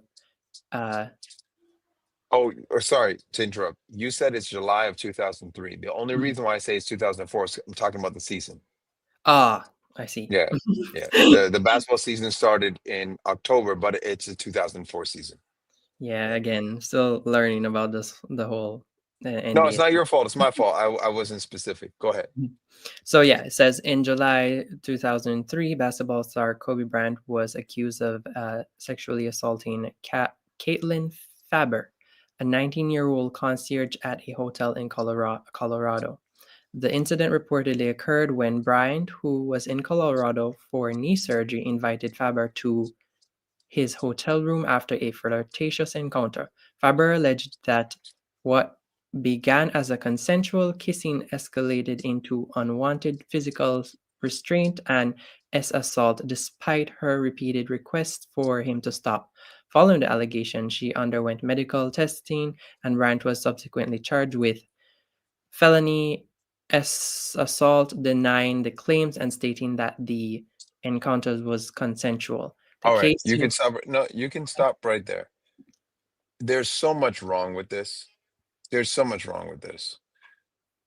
How in the world can those district attorneys find him? No, go put it back on the screen, please. It says right here, as soon as it becomes clear. Okay. Following what? Following the allegation, she underwent medical testing. Do you know, guys? Can I say the S word here? Yeah, Not you the, the really, not the one that rhymes with germ, but the one that rhymes with Lehman's. do your thing. Okay. They found 3 different male DNA semens in this woman during the testing. 3 different male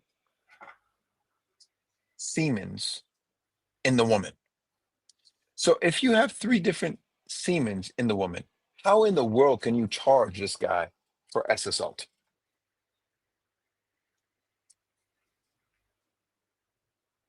See, can everybody? She's a Cassie. Yeah. She was Cassie before Cassie. What are you talking about? Cassie read the blueprint on this girl. Yeah. That was crazy. Now, knee surgery in Colorado. Man has the knee surgery. She worked at the hotel. She has 3 semens in her. Works at the hotel. As Nas says on his song, These Are Our Heroes, on the album Street Disciples, he said, you can't do better than that. The hotel clerk who adjusts the bathroom mat. Now you're losing sponsorships that you thought had your back.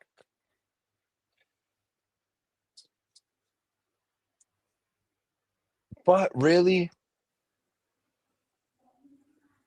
3 dudes, one day, maybe 2, maybe you didn't bathe, maybe 3, maybe you bathed, but you didn't get it out. Okay. But 3 dudes, DNA of 3 dudes that we know of. What are your thoughts on that, see? I feel like with that situation, they shouldn't have even charged him, because if you're gonna find 3 different male DNA inside of her, then they should have charged at least all of them in that case. No, I don't mean that. I mean, Yeah. just like, do you know who any of the other 2 dudes are? Mm-mm. Were they mentioned? No, they weren't. I bet they're also white. Who care? Who knows if they're white or not, but they're not rich. That's my point. So you have 3 dudes' DNA in you. The other 2 dudes who are broke and don't have anything of status or fame or money or anything. Those other 2 dudes, you gave it up for free. They didn't have to force themselves on you. But the rich athlete had to force himself on you.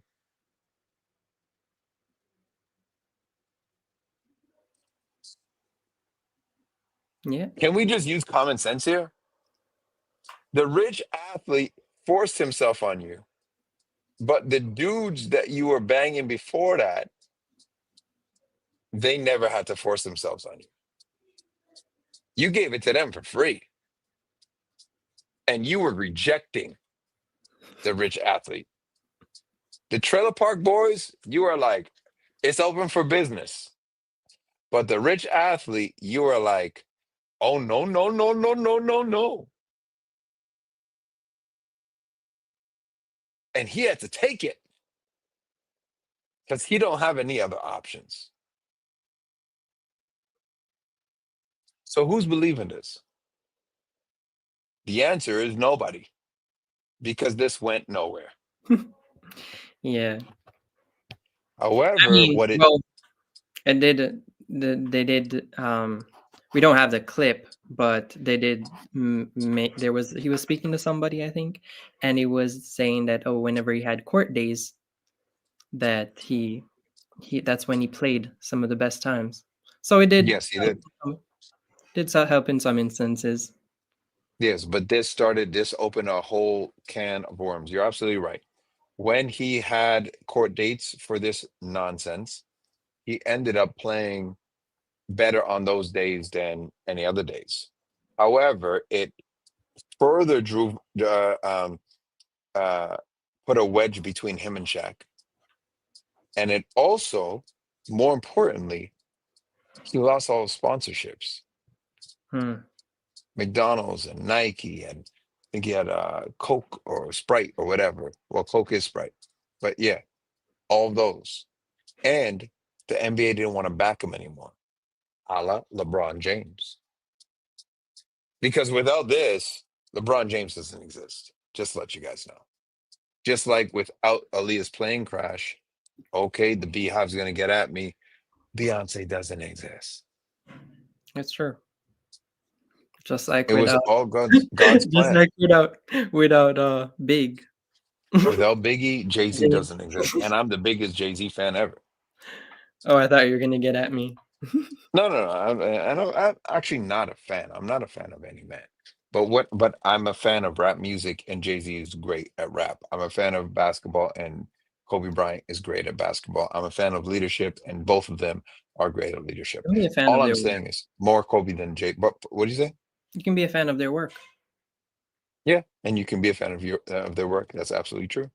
But I'm just saying, like, not just saying, I am saying, I'm saying that at the end of the day, it's because of this situation that Kobe didn't get all of the things that he deserved in the NBA, accolades, and his resume wasn't bolstered more, and he wasn't surrounded by more pieces, and all this stuff. You got to remember, Kobe Bryant came into the NBA being hated. Why? Because they said he should have went to college first.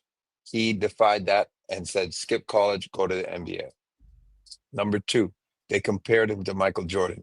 And Michael Jordan fans are the most sensitive fans on planet Earth, even more sensitive than LeBron James fans. Trust me. It's I think actually it's crazy. crazy though. Why would you say that the man has to, if he's playing on a level that he's supposed to play, it doesn't matter It if he. wasn't a thing back then, bro. It wasn't a thing back then. So already the old heads didn't like him. The MJ fans didn't like him because he was too close to MJ. Oh, there could never be another MJ.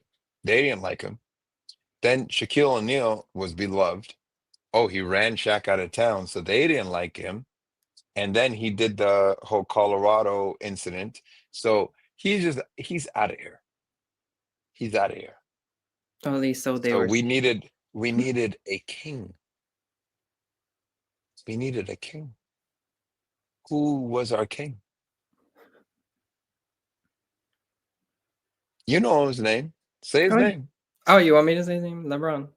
No, it's not LeBron. It's King James to you, sir. You loyal subject. I'm not a bronze sexual. They needed a king. So they got a king. Kobe wasn't it. But it's amazing because he fought through this. But let's talk about the leadership. Let's talk about the leadership. He held a press conference. These days, what people do, and even before that, what people would do when they were accused of heinous crimes is release a statement through their lawyer. They would release a statement What did Kobe do? Press What did conference? Kobe do? Mhm. Mhm. He held a press conference and spoke with his own words beside his own wife and apologized to his own wife in public. So let's go to that press conference because that's what leaders do. They don't hide behind their PR team. They don't hide behind the Instagram statements. At that time, people would be like, "Oh, well, they didn't have Instagram, but you could still put a statement out." They didn't hide behind that. What did Kobe do? What do leaders do? They face the music. So drop that for us.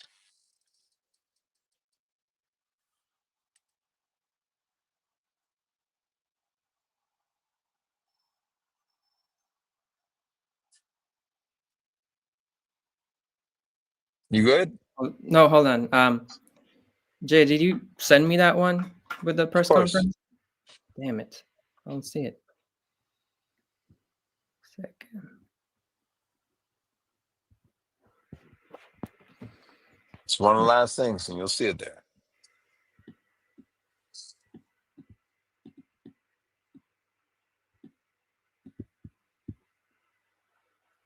Oh, yeah.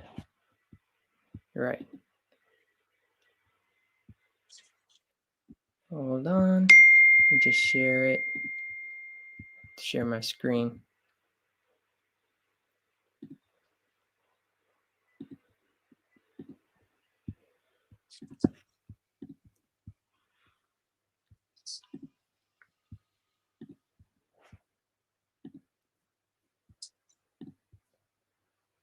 Colorado jury.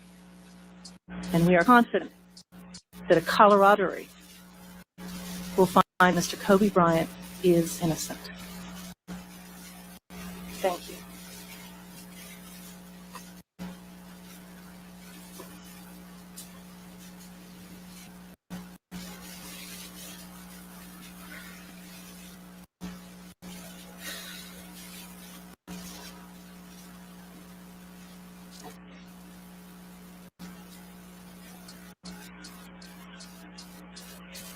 I'm innocent. You know? I didn't force her to do anything against her will. I'm innocent. No.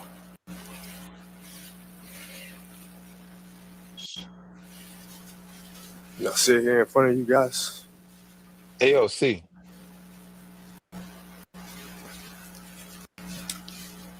Pause that. Play it back, please. But remove that conversations with Jay thing. Yeah, so we can see the subtitles. Remove that and go. And for those of you guys who are just filing in, I just want to explain the only reason why we're covering this is because this is how a leader gets down. They face the music. They face the music. They say, you know what? I'm going to have that press conference. I'm going to speak to the people. I'm going to stand next to my wife or sit next to my wife. And shout out Vanessa Bryant for being a real one. For being a real one and saying, I'm going to stand next to my husband, as embarrassing as it is, that it's clear that he was cheating on me in front of the entire world. Shout out to Vanessa Bryant for doing that. 315, sir. I don't know why you're going back. 315. There you go. Right there. And we are Play that. confident that a Colorado jury will find Mr. Kobe Bryant is innocent. Thank you.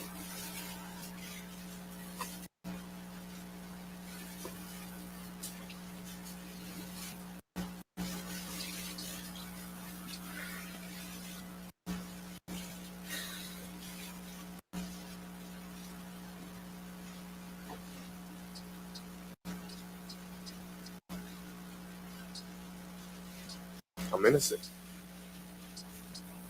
You know? I didn't force her to do anything against her will. I'm innocent. You know.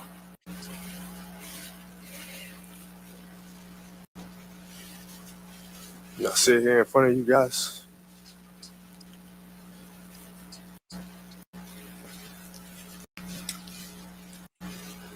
Furious at myself.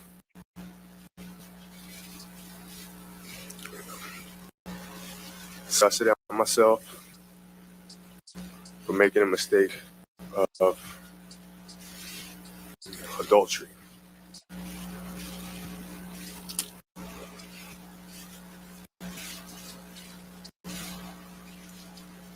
You know, I love my wife with all my heart.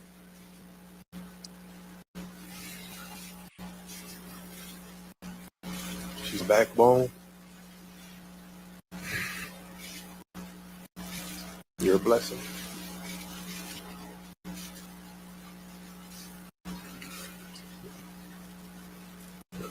You're the beats in my heart. You're the air I breathe.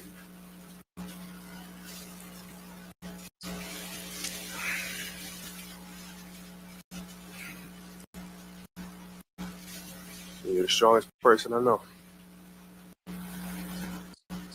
And I'm so sorry. Having to put you through this, having to put our family through this.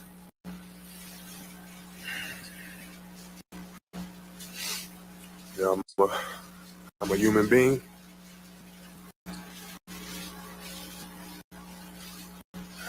I'm a man just like everybody else. I mourn. I cry. Just like everybody else. And I sit here before you guys embarrassed and ashamed for committing adultery.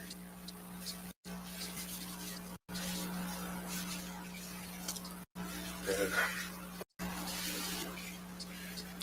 you know, I could go through the feeling of if I could just turn back the hands of time. I love my wife so much. She's Pause so that, special please. to me.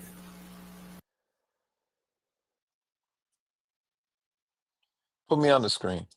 If the young disciple is the young disciple I think it is, and you're saying what I think you're saying, shut your ass up. All right, young disciple, shut your ass up. If you're the same young disciple that be calling into the show that I call into on Man Down Sports, shut your ass up. Because you just come here and you just talk. What we're doing right now, oh, this is nasty work. Shut your ass up. What we're doing right now is showing what a man does. You just want to talk. That's what you do if this is the same young disciple that calls into Man Down Sports. What you're doing right now is disgusting. Because this is what always gets you into trouble and makes you look like a damn fool. We're saying that this is what a man does when a man inevitably makes a mistake, because men make mistakes, women make mistakes, humans make mistakes. And a man and a leader doesn't dodge it like your jock sniffing ass who goes in and sniffs LeBron James jock sniff. Have you ever heard LeBron James sit in front of people and say he ever made a mistake, young disciple? Shut your ass up.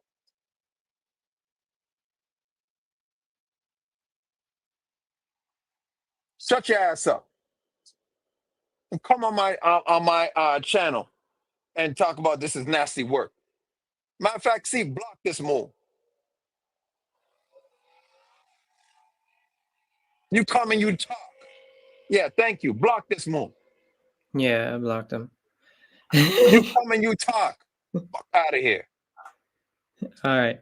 So then the next thing was um But the this is nasty work. We're literally bigging up the man for actually taking responsibility for the wrong that he's done. in front of everybody, not a hiding behind a post, not hiding behind some kind of Instagram, not anything like that. We're bigging them up for sitting in front of people, in front of all the people, and saying, "This is what I did, and I apologize." And not only did he apologize, he looked at his wife and he apologized directly to his wife in public, because that's what a man does.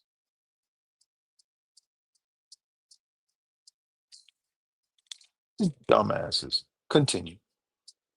Yeah, so now it was the ultimatum, Jay. Can you tell us a little bit about that? The ultimatum where Well, the the ultimatum was very simple. Kobe told them, "Hey, look, if he stays, I'm leaving." What happened was Shaq had an extra year on his deal. He wanted a re-up for the max. They Mhm. weren't about to give that to Shaq because Shaq was 6, 7 years older than Kobe, right? So they weren't about to give that to Shaq. And Kobe just turned around and said, "Look, I'm going to go to Chicago or the Clippers." I think those were his two options. He said, "I just want out. I don't want to be around Shaq anymore. I want to do what I'm doing. I don't want to be in the shadow of this nonsense, this drama. I want to just be able to spread my wings. So Mhm. I'm out." And what the Lakers, and then at the same time, Shaq was like, "I want an extension and I want the max." So at the same time, Kobe was a free agent, and then Shaq was 1 year away from being a free agent, trying to negotiate an extension. And Kobe said, "I'm out. If he's here, I'm not here." And then Shaq turned around and said, "Well, if you're not going to give me the max, then I want to trade." So they gave Shaq the trade. And that's what happened there. Black Knight said Shaq didn't want to hand the keys over to Kobe. It's weird because he didn't, yet he handed the keys over to Dwayne Wade. I agree with Black Knight, but that just tells you that Shaq had a personal issue with Kobe. And it's because Kobe called Shaq out directly in the media, in public, in private, said, "I'm going to fight you," everything. Did you get that fight thing from the interview yet? Mm. Get that fight thing from the interview, please. So this was all turmoil. This is all turmoil, and it call like the climax of this turmoil was 2003, 2004, and we all know what happened after that. Then Shaq was out of here. So what happened after Shaq left? See, let's get into that. This guy got me off my game. A young disciple. You ain't no disciple, bro. But this is nasty work. Nobody told you ask questions first and talk later. So yeah, we go into the one where they were talking about the franchise under pressure now. Give me just a second. So this is okay. So guys, remember 2005 season, 2004, they went to the NBA Finals, they lost. I will concede that they lost because of a number of things. Kobe didn't help them to win in that finals. He won that one game for them, but he didn't really help them to win much in that finals because he was also at war with Shaq. He wanted the finals MVP. He was tired of all that. We're not going to go into all that because we don't want to get into basketball. We want to get into the man off, like outside of the lines as a leader. So we ended up where Shaq left. Kobe was left with a depleted team. The coach left, all the role players left, basically everybody left. Kobe was basically the only one still there. And then he got injured. 2004, 2005 season, Kobe Bryant got injured. Right? 2004, 2005 season, Kobe Bryant got injured. All right. Now, during that season, during that time, from that season onwards to 2008, he really made everybody understand who he really was. He was being suppressed by Shaquille O'Neal. He was being suppressed by Phil Jackson. They didn't know how good this guy was. We didn't know how good this guy was until 2006 when he scored 62 points in 3 quarters, 81 points in 2007 when he had his 50-point streak. And even before that, when Shaq was still on the team, but injured when he had his 9 straight 40-point games. And people started realizing, whoa, he is that guy. He is that guy. So as soon as people realized it, I guess the rest of us, we were like, well, he can just carry them to the championship, but that's not how it works. You need a good team. You can't just be one good player. Allen Iverson tried to do it, didn't work. It didn't work. McGrady tried to do it, didn't work. It didn't work. Vince Carter tried to do it, it didn't work. It just didn't work.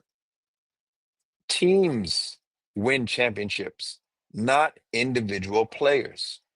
And Kobe was trying to tell his team that it's not individual players that win championships, it's teams.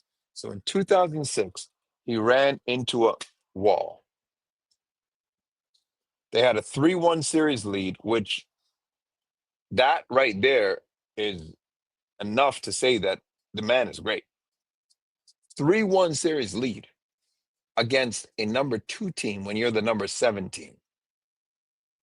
And you put team on back and lead them to a 3-1 series lead. That's enough.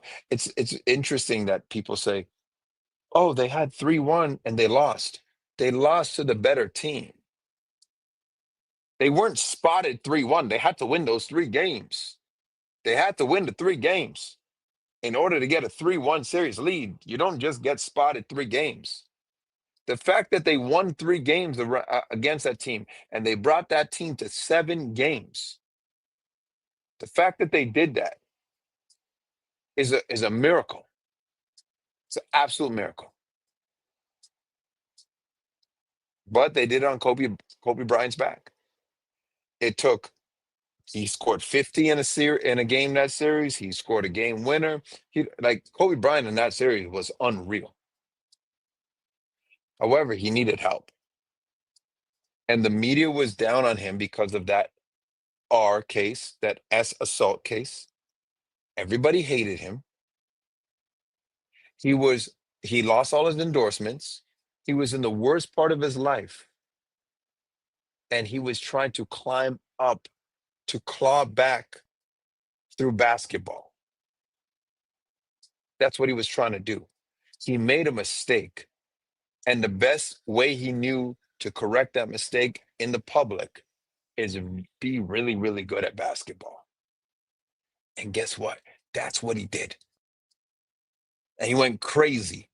2005, 2006, 2007, 2008, 2009, 2010. He went crazy for about 7 years straight after that Colorado nonsense. He went crazy.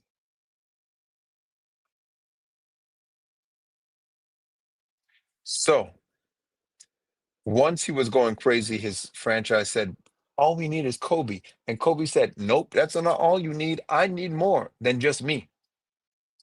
And he sent them a message in Game 7 of the 2006 NBA first round of the NBA playoffs in 2006 against the Phoenix Suns. The first round. So why don't we go and play that clip right there? Davis from Studio J. It is time for the T-Mobile halftime report. No, not this one. Before that. There's one before that. It's a short. But we could play this one. That's fine. We can play this one. This is right here after they lost the Game 7. He sent a message by saying, you know what? We already lost the game. A lot of people say, oh, he didn't shoot the ball. They already lost the game. They were down like 20, 30 points. Okay? Relax. They already lost the game. And what he was trying to tell his franchise was, I cannot play with this team. Now, he didn't say it in this interview. He said it in other interviews. But he was saying to his franchise that this team that you have me surrounded with is not enough to win championships. You're using me as a slave, basically to sell tickets because I'm that good at basketball. You're using me as a slave to sell tickets because I'm that good at basketball. I want to win championships, and this team is not it. So he didn't pass, and so he didn't shoot in the fourth quarter of that game. So Charles Barkley calls him out for not shooting in the fourth quarter of that game. Kobe Bryant doesn't tweet like LeBron James, young disciple, at Charles Barkley. Kobe Bryant doesn't Instagram some weirdo stuff. Kobe Bryant doesn't do no covert messaging or some kind of secret coding or some kind. No, he doesn't do anything like that. You know what he does? When he has a problem with somebody, he goes and faces them man to man on TV, just like he did 2 years before this with the assault case. He showed up with his wife, sat down and answered questions like a G, because he's a leader. He didn't hide behind anything. He didn't put out no lawyer statements. He didn't put no covert messages out or statements out.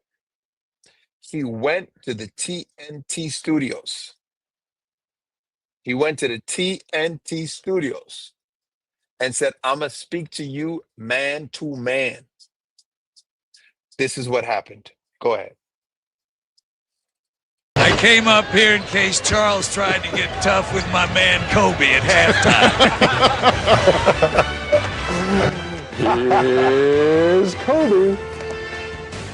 And we welcome you to the TNT Arena. Ernie Johnson, Kenny the Jet Smith, Charles Barkley, and our guest for the evening, the Lakers, Kobe Bryant. Hey, thanks for being here. It is really good to see you. My pleasure. And I think this is going to be good for fans out there, too, because, you know, we see you on the floor, see you maybe in some one-on-one interviews. I think this is going to be some fun for you tonight. This is exciting. I'm excited to be here. And 4 hours? You know how long we're here? I've heard. Okay, just checking. Yeah, We don't work Ain't no that bailing much. out, though. We're here from like 8 o'clock to 2 in the morning. We only work about 35, 40 minutes. That's a good It actually 35. flies by. It really does. No, it doesn't. When you're hard at work, it does. Meantime, let's talk about your relationship with Charles Barkley, shall we? And maybe we can do this now, and then we can be done with it, and we can just have a jolly old time the rest of the night. You said something about Kobe's performance In Game 7. In Game 7, and I think the term that came up was selfish. And then came a bunch of text messages, apparently, Kobe, from you to Charles and back and forth. Right. So now you're meeting face to face for the first time. Well, you know what? I criticized Kobe in Game 7. He didn't like it. He let me know it. I think I probably made one mistake taking it public, but I wanted to get inside his point of view. I have no problem with him disagreeing with me. I think I did make a mistake making that public because he didn't take it public. I did, but I thought I didn't like the way he played in Game 7 because I didn't think he was aggressive. I understand why he didn't like it. Me calling him out on national television. He let me know it. And to me, that should have been the end of it, but it's kind of taken on I think that's you know, the critical, the important part is that, you know, we go out there and we play the game. We play the game to win. And obviously we had a strategy that worked very well for us in 3 games. We tried to keep the strategy going in Game 7 and the other games as well. It didn't work out for us.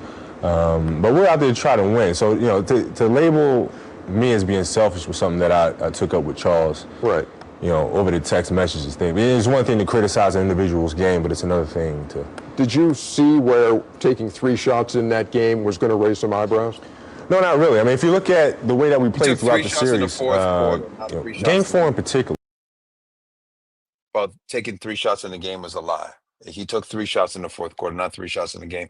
And we don't even, we'll go through about 30 seconds, a minute more of this. We don't even need to. The fact of the matter is the man came and saw you because that's what leaders do.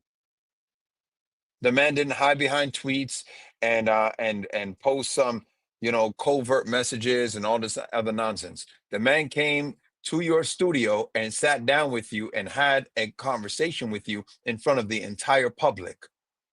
Who does that? Specifically, who does that today? All right, I mean, we had a deficit in game 4 in the fourth quarter. It was a double-digit deficit, 12, 13, 14-point game. And, we stuck to the script because we knew in order to beat the Phoenix Suns, we have to stop them. And in order for us to stop them, everybody has to feel more involved. And when you play better offensively, when you hit down 1, 2... You can stop this. Black Knight, shout out Black Knight. You're absolutely right. Black Knight, you're absolutely right. It was a sign. He was sending a message to his team. And we're even lucky to be up 3-1 in the first place. We're lucky. So that was 2006. So let's keep it going. What's the next clip? So there was we don't have a clip for this one, but then he was talking about he turned up the pressure and by requesting a trade. Jay, did you want to talk about that a little? Yeah, but we do have a clip for that. I mean, you guys can go ahead and check it out. But yeah, Kobe Bryant did request a trade. I sent you the clip though, by the way, see. So you're 3 strikes are out, bro. 3 strikes are out. 3 strikes are out. But I did send you the clip. So yes, he did request a trade, but again, he wasn't requesting a trade in I wish you had the clip, because when he requested the trade, he hired a bootleg team, like a amateur video crew to put put it out there. And it was like $1.99 per view that they were charging people. Like, obviously, if he really wanted to request a trade, he would have just went to ESPN and just said, "Hey, I request a trade." He would have written something to the Los Angeles Lakers themselves through his agent and say, "Hey, I requested a trade. I'm requesting a trade." He didn't do any of that. It was some crew in a parking lot in which he requested a trade through. He was just trying to make noise. So a lot of people say, "Oh, well, Kobe did run, and he tries to hide." It's FYF Sports, Cody, that I sent you. It's a short that was sent to you. Do you not see it? No, there's so many of them though, but it's like, what's the title? I don't Because have a photographic memory, so I wouldn't know. It's right here. I just sent it to you. It's right here. I sent you a clown face. So guys, like, yes, of course he did request a trade, but not seriously. It was never communicated through his agent. It was never anything he didn't go on ESPN. The most he did is go on the bootleg Stephen A. Smith show on radio. It wasn't even real. It wasn't even on television. It was on radio. Can you play that for the people, please? And please, can we clean this up? Because people don't have time to waste. yeah, It's a privilege. well, when It's you a sent me the privilege that they're videos, even tuning in. when you sent me the videos, you didn't tell me what It's a they were. privilege that they're even. It says it right in the. If you look at the video, it says it right in the description. Okay, all right. Yeah. Play that, please. Fired in LA. An amateur video supposedly taken in a parking lot last month shows Bryant ripping Laker management and teammate Andrew Bynum. Bryant profanely blasted the Lakers' failure to trade for Jason Kidd. The men who shot the video after happening upon Bryant in the parking lot of a shopping center had been peddling it to news outlets. A shorter teaser version was on YouTube briefly. The video owners, who want to remain anonymous, intend to offer viewing for $1.99 through. They are looking for a superstar in return. Quite honestly, nobody on the Chicago franchise. And there's no way to full screen this. Thank you. Let's play it one more time. Yeah, it doesn't really do much, but yeah. It was people that he saw in a shopping center that he said, "Yo, come here, put this on camera," which tells me he's just trying to muddy the waters so you guys can actually do something to get this guy more help. Go ahead. Start it over? Yeah, that's fine. We're only going to play a minute of it anyways. Yeah. Okay. Kobe's time has expired in LA. An amateur video supposedly taken in a parking lot last month shows Bryant ripping Laker management and teammate Andrew Bynum. Bryant profanely blasted the Lakers' failure to trade for Jason Kidd. The men who shot the video after happening upon Bryant in the parking lot of a shopping center have been peddling it to news outlets. A shorter Okay, you can stop right teaser there. version was on YouTube briefly. So he just randomly sees some people in a parking lot. Amateur video makers just happened to buck up with Kobe in some parking lot and get him to say what he said. Not through his agent, just say it. Come on, y'all. This is nonsense. Obviously, he was trying to send a message. And then if you see this FYF person says, Kobe trade saga, the story they don't want to tell you. Really? The reason why this story doesn't get spread around is because everybody knew it wasn't real. It was what leaders do.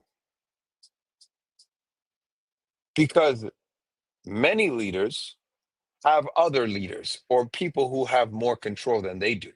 Leader does not mean the top of the food chain.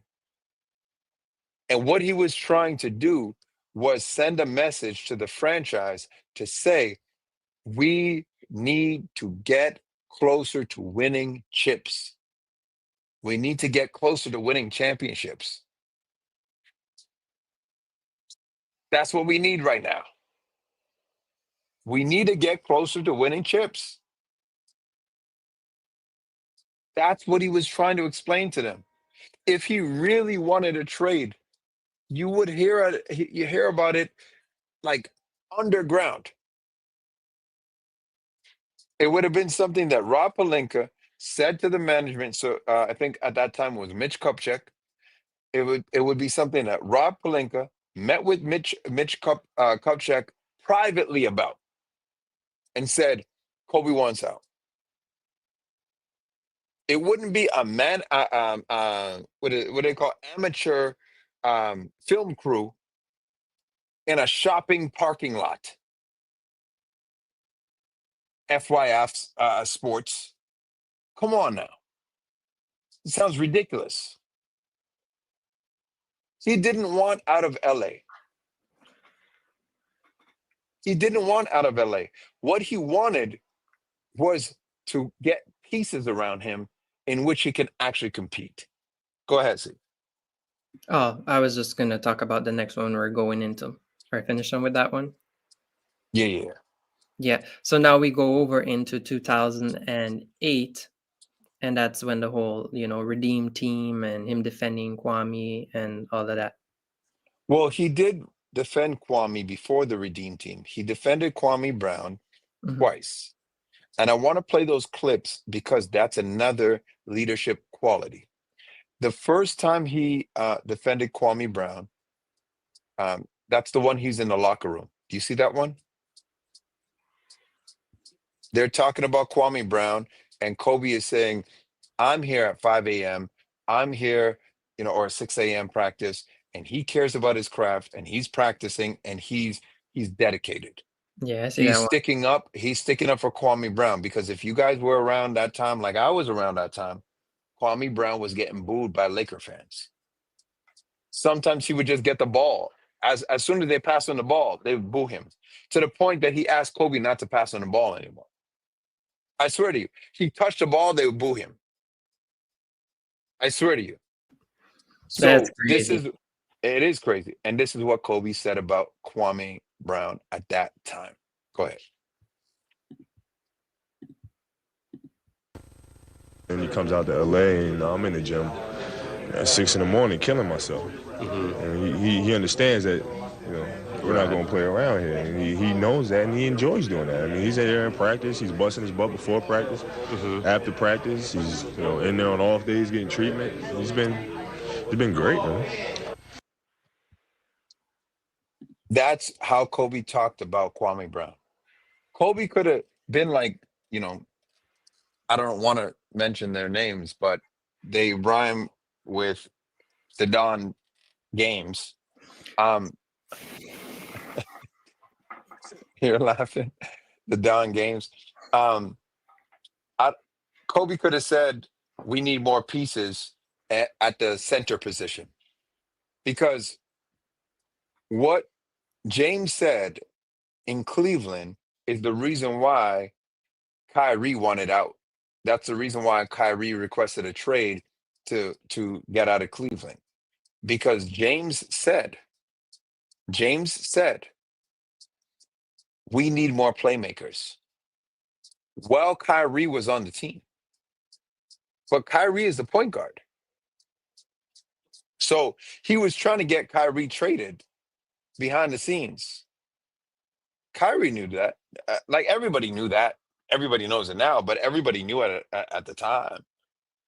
So Kyrie was like, okay, I see what this is, what you're trying to say. I'm out. What did Kobe say? He works hard. He understands the work ethic. I want him here. Even though this guy's getting booed, even though he's not playing to the best of his ability. Leaders do that. Leaders do that. They pick their spots for criticism and they pick their spots for encouragement. And that's what Kobe did. He picked his spot for encouragement. Because he could have just piled on if he wanted. He picked his spot for encouragement. Soon thereafter, Kwame Brown got traded. And everybody was talking so much nonsense about Kwame Brown, saying he got traded for he was a bag of chips, and he got traded for a gold mine in Pau Gasol. Meanwhile, he actually got traded for Marc Gasol, who also won a championship and also won a Defensive Player of the Year, arguably a better player than his brother Pau Gasol. But he got traded for Pau Gasol and Marc Gasol at the time, because the Lakers had the rights to Marc Gasol. They traded Kwame Brown, Marc Gasol, and I think Javaris Crittenton, who, God bless him, he's in prison now for murder or unaliving, as YouTube wants us to say. So you've got those three players. I think it was only those three players. I think it might have been for a 4-player trade, but those three players went. The Lakers got Pau Gasol. It seemed like an unfair trade at the time because people didn't know who Marc Gasol was going to become. However, listen to how they speak about Kwame Brown. Listen to how they speak about him in this clip right here. And then listen to how Kobe Bryant says, no, he's my guy. Javaris Crittenton, he's my guy. Kwame Brown is my guy. Loyalty is another trait of leadership. Go ahead, play that. Kobe, you guys are 32-7 now since Pau Gasol's been wearing that uniform. It's a pretty good trade. Yeah, it's not bad. That's not a trade. What was that? What do you call that? That's like since we ripped the Indians off of everything. That was like that. That's not a trade. That's not called a trade. A trade is equal value. Like you get something in return for what you give up. This was a swindle. Like if I trade you 5, 6 for a half dozen, that's an equal trade. This was Kwame's my man. Kwame Javaris is my man. So he a nice guy. They ain't go 37-5 since they've been there. Ernie, you're not going to be able to ask he knows where I'm going with this thing, too. But, I mean, how do you... Kwame's my man. Kwame and Javaris, they're my mans. Those are my dudes. Rewind that real quick for them. Let them... That's how he's laughing, but he's like, nah, you guys aren't going to stop it. They're not even his teammates anymore. They're on another team. They got traded. But he still showed loyalty to them because he went to war for them, or with them, I should say. He went to war with them. They're not even his teammates anymore. Play that again. Kobe, you guys are 32-7 now since Pau Gasol's been wearing that uniform. It's a pretty good trade. Yeah, it's not bad. That's not trade. What was that? What you call it? That's like since we ripped the Indians off of everything. That was like that. That's not trade. That's not called a trade. A trade is equal value.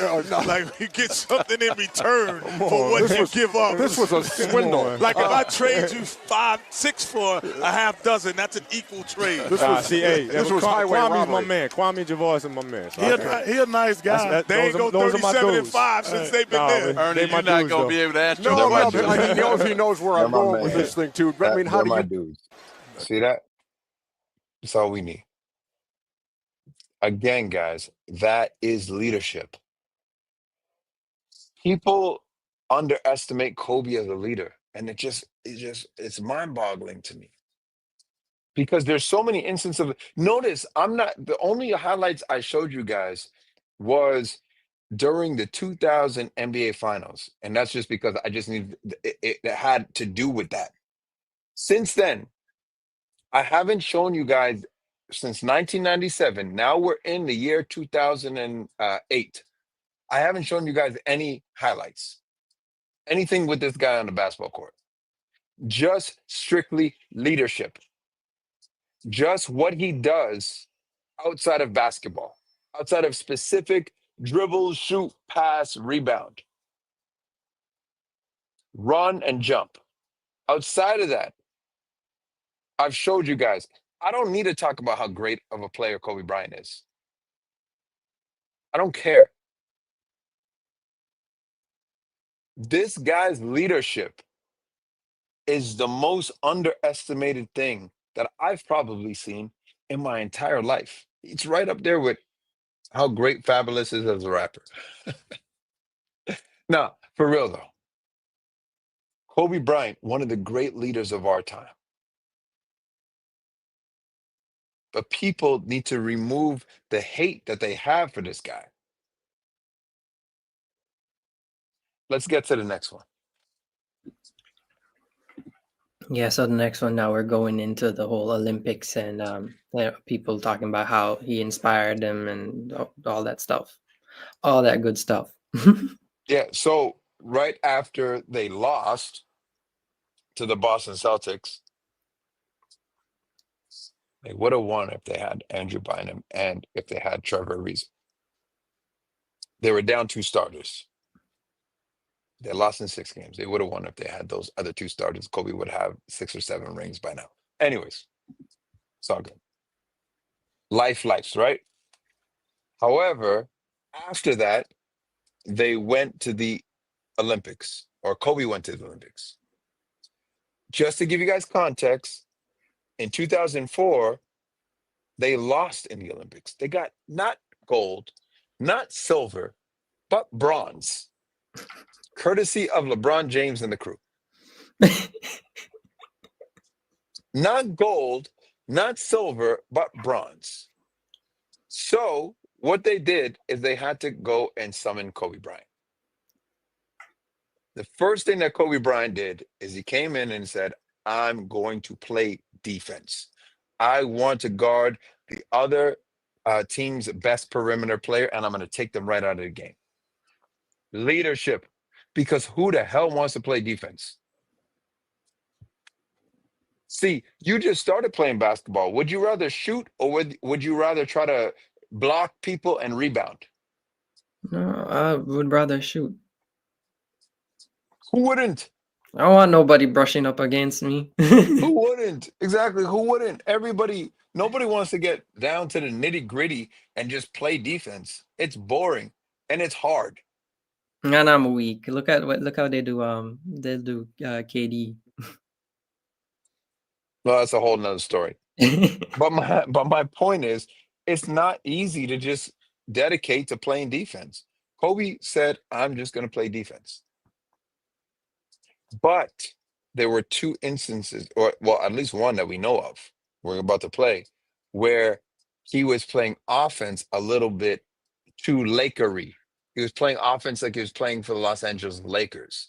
And Coach Krzyzewski, or I don't really know how to pronounce his name, but you guys know Coach K. Coach K from Duke called Kobe in and had a talk with him. And this is how leaders talk. This is how it goes. So play that Coach K piece right there. With your talented players, your talented people in your organization, every once in a while they go off the rail. That happened to me during the 2008 Olympics, our last exhibition game before we went to Beijing. Our leader was Kobe Bryant. He was our best player, and he was terrific. Stop that, But in please. that Just so particular you game, guys know, did you guys hear that? Our leader was Kobe Bryant. He was our best player. Just in case you guys didn't hear that part, for all those people who say, oh, Kobe Bryant wasn't the best player in 2008. I mean, I think Coach K probably knows more than you. One of the greatest coaches of all time. Just guessing.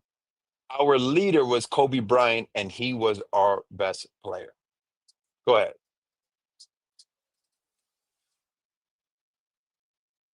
Back up a little. Yeah, right every there. once in a while they go off the rail. That happened to me during the 2008 Olympics, our last exhibition game before we went to Beijing. Our leader was Kobe Bryant. He was our best player, and he was terrific. But in that particular game, he just started taking horrible shots. And my players, LeBron James, Dwayne Wade, they looked at me like, okay, what are you going to do? And I just said to them, I'll take care of it. Now, that's a confrontation that you don't want to have, but you know you have to have. Before we left for Beijing, I had Kobe's shots on tape, and I brought him in. This is early in the morning, we're leaving, and I said, I want to show you something. I said, you know, you're taking Lakers shots when you have a big lead. You're not taking Olympic shots trying to win a gold medal. And I showed him, I said, they're not good shots. I can't let you take them. And he looked me in the eye, he said, is that all? I said, yeah. He said, I agree, they're really bad shots. Coach, I won't take them. And I was so relieved. That's all we need right there. I said, you don't know how the most talented No, that's player. That's all we need. He says after that, he says, you don't know how the most talented player is going to react when you say something like that. But that's what we're talking about. That's the kind of leader Kobe was. Because leaders understand when to defer to other leaders. Coach K is the coach. He is the leader of the team. Kobe is the leader on court. Like he said, he was our best player. He was our leader. He was our most talented player. That's what Coach K said. But one of the greatest coaches of all time, he literally said, I didn't know how he was going to react. And how did Kobe react? All right, coach, I won't take them. You're right. You showed me these. These aren't good shots here. These are Lakers shots. These aren't Olympic shots. Because it's a different game. In the NBA versus in the Olympics, different game. A leader knows when to defer. A leader knows when to defer. But a leader also sets the trends. So let's get into this other Olympic clip right here where Kobe is setting the trends.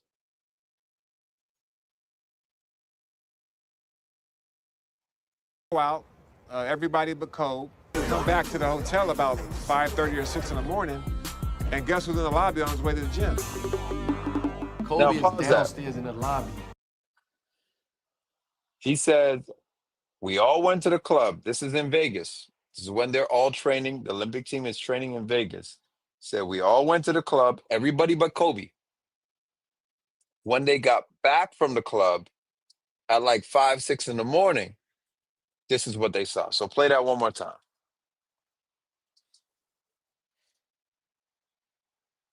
So we all go out. everybody but Kobe. Come back to the hotel about 5:30 or 6 in the morning, and guess who's in the lobby on his way to the gym? Kobe is downstairs in the lobby with his bag and his sneakers and his gloves, like weightlifting gloves. Like, man, it's 4 o'clock, man. I'm 5, man. I'm going to sleep. I'll see you at practice. This guy's really dedicated. Every day I'm hustling, every day I'm hustling. So next thing you know, it goes from just Kobe going at 5:30 in the morning to LeBron and D-Wade. And by the end of the week, the whole team was getting up every morning and were on Kobe's schedule. It was a domino effect. You know, once you start seeing, like, you know, the greats in there doing their thing and leading that pack, and it's like, oh, I'm here, I'm with you. Like, let's go. But he said in a really serious tone, why do you think I'm the best player in the world? Because I never get bored with the basics. Jeez. See, how'd that make you feel? I feel like I could go work out right now. Because that's what leaders do. Leaders inspire. Yeah. Leaders aren't boring. Leaders inspire. Even though you don't get bored from the basics, you still make the basics not boring. Yeah. Like, leaders inspire. Nah, this is what we do. You guys are coming from, I'm inspiring you. You guys are coming from the club at 5, 6 o'clock in the morning, and I'm already going to the gym. Play the other one. This is coming from this is coming from people who are playing on his same level, people who are in the game with him as well. So The they're best saying players in America. This is an Olympic team. These are the best players in America. And they said, okay, then LeBron and D-Wade followed him. And then other people started following him. And Melo started following him. All these people started following him. This is what leaders do. Obviously, leaders lead and all other people follow. This is one of the greatest leaders of our. Am I making my point? Am I crazy? Or is this not one of the greatest leaders of our generation? I think you're making your point. All right. So let's get into what D-Wade said.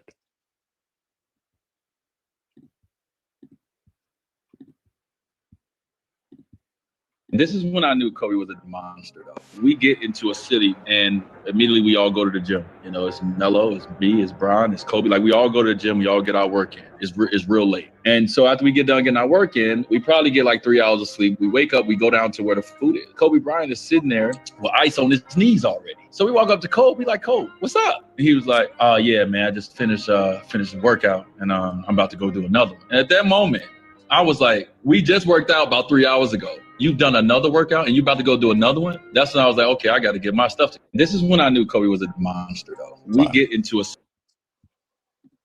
Like I said, this is when I knew Kobe was a monster. And here's the most important part about this. The most important part about this is Kobe doesn't do this on a regular basis. He says it. He said it to Jay Williams. Kobe doesn't work out like that, like crazy on a regular basis. Like, oh, we're going to work out and then you guys take a 3-hour break and work out again. And in those 3 hours, you already got another workout. Now you're going on your third workout. He doesn't do it on a regular basis.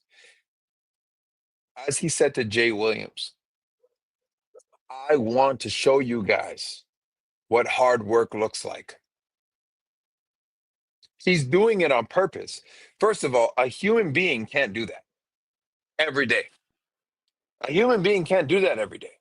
So he's actually not doing that on a regular basis. He's doing it to set an example. See, what do leaders do? I just said it. What do leaders do?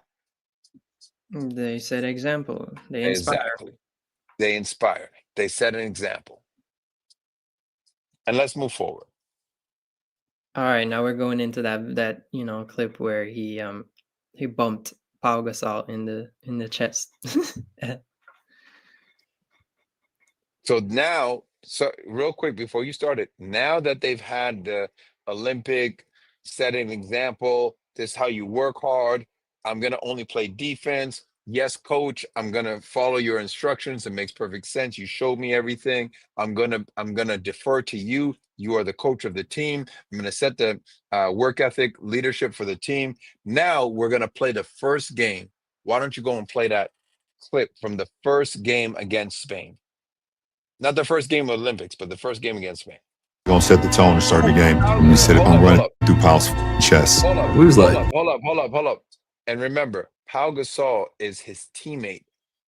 They ended up winning a championship in less than 24 months from there. They won 2 championships, and they were just in the NBA finals a few months earlier, or like 2 months earlier in June. So remember, this is his teammate. They were just in the NBA finals as teammates a couple months ago, and they end up winning 2 NBA championships in the following 2 seasons. This is how Kobe set the tone. Go ahead. Kobe said he gonna set the tone and start the game. And we said it on running through Powell's chest. We was like, what? Man, you tripping. Man, that's your teammate, but you ain't about to do that. He said, first play of the game, I know what they're gonna run, and he knew Powell's gonna be the last screen. And he said, I'm running through that motherfucker. I swear, the first play of the game, we was like, holy shit. He just went right into the middle of my chest to send a message. And not just to me, but to his teammates. Say, hey, this might be my brother. Play with him. We're close. But I don't care about anything else by winning. I'm right there in front of the men's like, wow. Yo. And he was like, no, he ain't my teammate right now. So get up. My God, we was like, ain't no way we losing this game. We about to beat the shit out of Spain.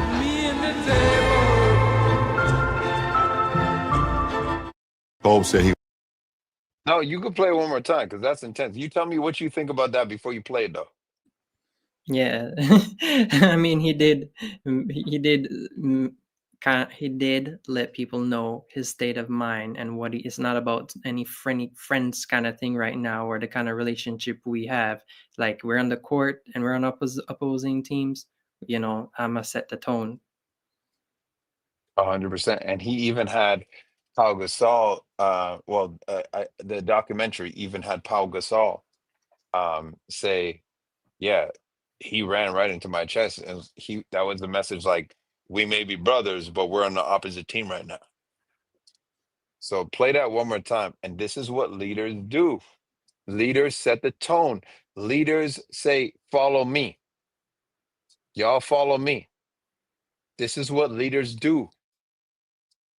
This is what being a leader looks like. Play that one more time, please. Kobe said he gonna set the tone and start the game. And we said it on running through Powell's chest.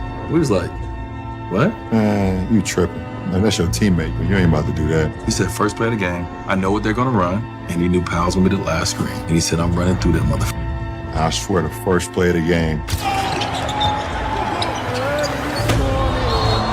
we was like, holy shit. He just went right into the middle of my chest to send a message. And not just to me, but to his teammates. Say, hey, this might be my brother. Now, Paul Gasol does say he went right into the middle of my chest to send a message, but also he didn't even look at Paul Gasol after. Look, Kobe didn't even look at him on the ground. He just pretended he wasn't even there. Play that one more time. That little piece right there, from there. He just went right into the middle of my chest to send a message. And not just to me, but to the middle of my.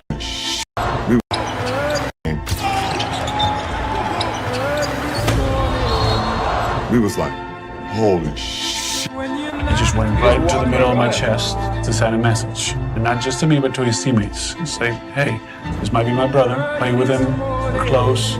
But I don't care about anything else by winning. I'm right there in front of the men's like, wow.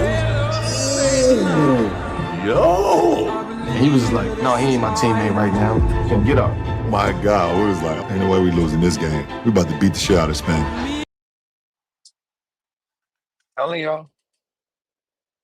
Telling y'all, this is leadership. Is that the last 2000? Yeah, we had 3 2008 Olympic clips, right? Yes, sir. All right. So as we move on, after that, as we know, Kobe goes on to win 2009 NBA championship, 2010 NBA championship. He gets his, lick back to against the Boston Celtics.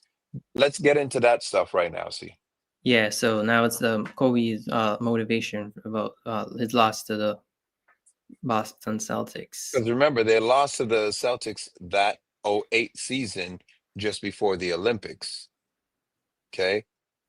Which I told you they would have won if they had two of their starters in the starting lineup. Yeah.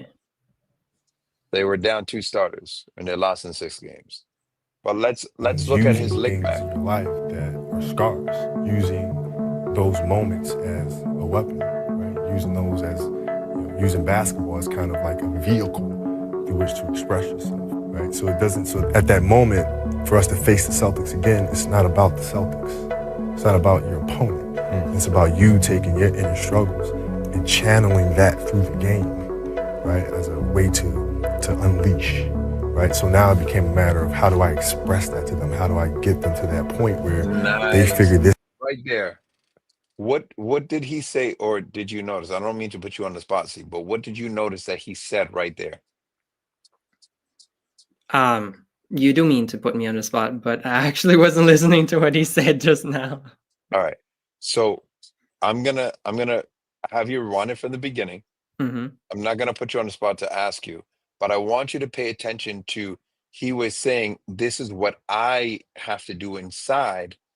And now I have to figure out how to get my teammates, how to get the other people to also do the same thing that I'm doing inside. Oh. So notice he switches it. Mm-hmm. Again, what true leaders do. They recognize one thing and then they say, now it's all about how do I get them to see the same thing?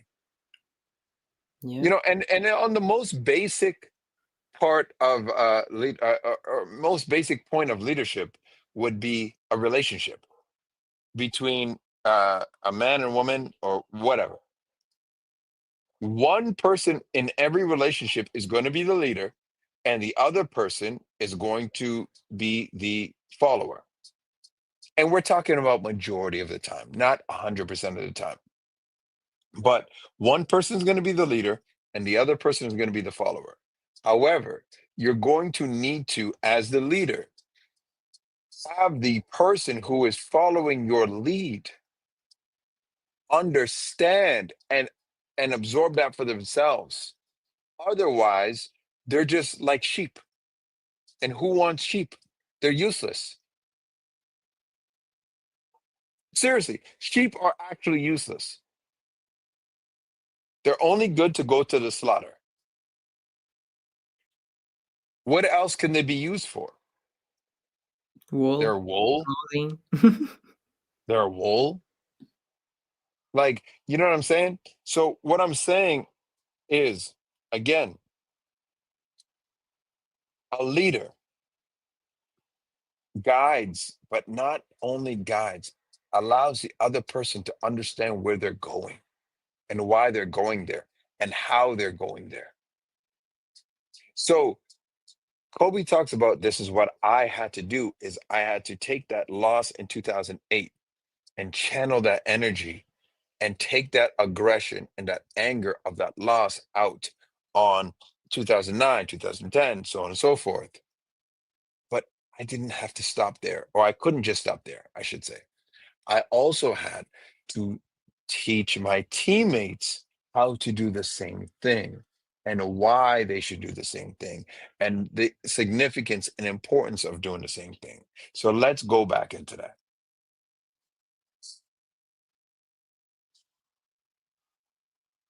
It's about you taking your inner struggles and channeling that through the game, right? As a way to unleash, right? So now it became a matter of how do I express that to them? How do I get them to that point where they figure this out for themselves? I had to share my story. I had to open up to them and let them know I've dealt with things. This is the things that I use. This is how I go about focus. This is how I deal with adversity. This is how I deal with, arguing with my wife the day of the game and showing up to the game and still having that focus to be able to play. Like, I use those things to open up with them And then in turn, they were able to take those stories and make them their own. Mhm. That's injecting your DNA into somebody else. That is the key of leadership. Injecting your DNA into somebody else. See, testify. Yeah, you're right. You're absolutely right. And Has I that mean, ever you happened don't to have you? all the time. And I mean, if you don't have All people the to time. lead, how can you be a leader? How can you be a leader if you don't have people to lead and you show them why you're leading? Absolutely. Absolutely. Um, we got a couple more. I'm gonna have to run because we're almost at 7 o'clock. We got a couple more. Let's go through the couple more. Yeah, so now we go into the revenge on the Boston Celtics. Let's do it. Yes, sir. Into the Celtics in the finals in 2008. I mean, that was tough. It was brutal. At night in the hotel room after we lost, just thinking to myself, I may never win another championship. Like, I might have just, like, this is it. It's too hard to get back here. Maybe it's not in the cards to win another one. And so I go through that night of being mad. And then the next morning I wake up and I start thinking, nah, I got to fix this. So where did it go wrong? Why did we lose? Right? We weren't tough enough. Okay, we weren't tough enough. Whose responsibility is that to make the team tough? It's mine. All right, so now I have to start figuring out how I'm going to lead this team differently so to make sure that when we get to the No, I didn't mean pause in like the New York way. I just meant like pause the video. You hear what he said? Who's responsible? No, he said we weren't tough enough. Whose responsibility was it to make us tough enough? It's mine.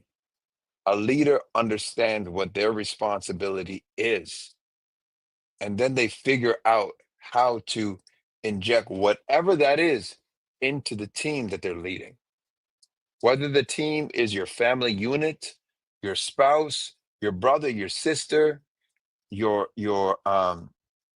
corporate team, if you're in entrepreneurship, you have to figure out it's my responsibility to do this. So how am I going to do this? That's what leaders do. And I don't mean to talk nonsense about LeBron James because I actually really do think he's an amazing basketball player and he does a lot of things that I like. But LeBron James is not Kobe Bryant. Cut it out. It's not even close. This guy is on another level. You've never heard LeBron James say he's done anything wrong in his life. I'll say it one more time for the people in the back. LeBron James is not Kobe Bryant. You've never heard LeBron James talk like this. So whose responsibility is it? We failed before because of me. So whose responsibility is it to instill this type of understanding in the people that I'm working with? My teammates, in other words. Mine. So I've got to go and figure it out. Play that again. That's the difference, y'all.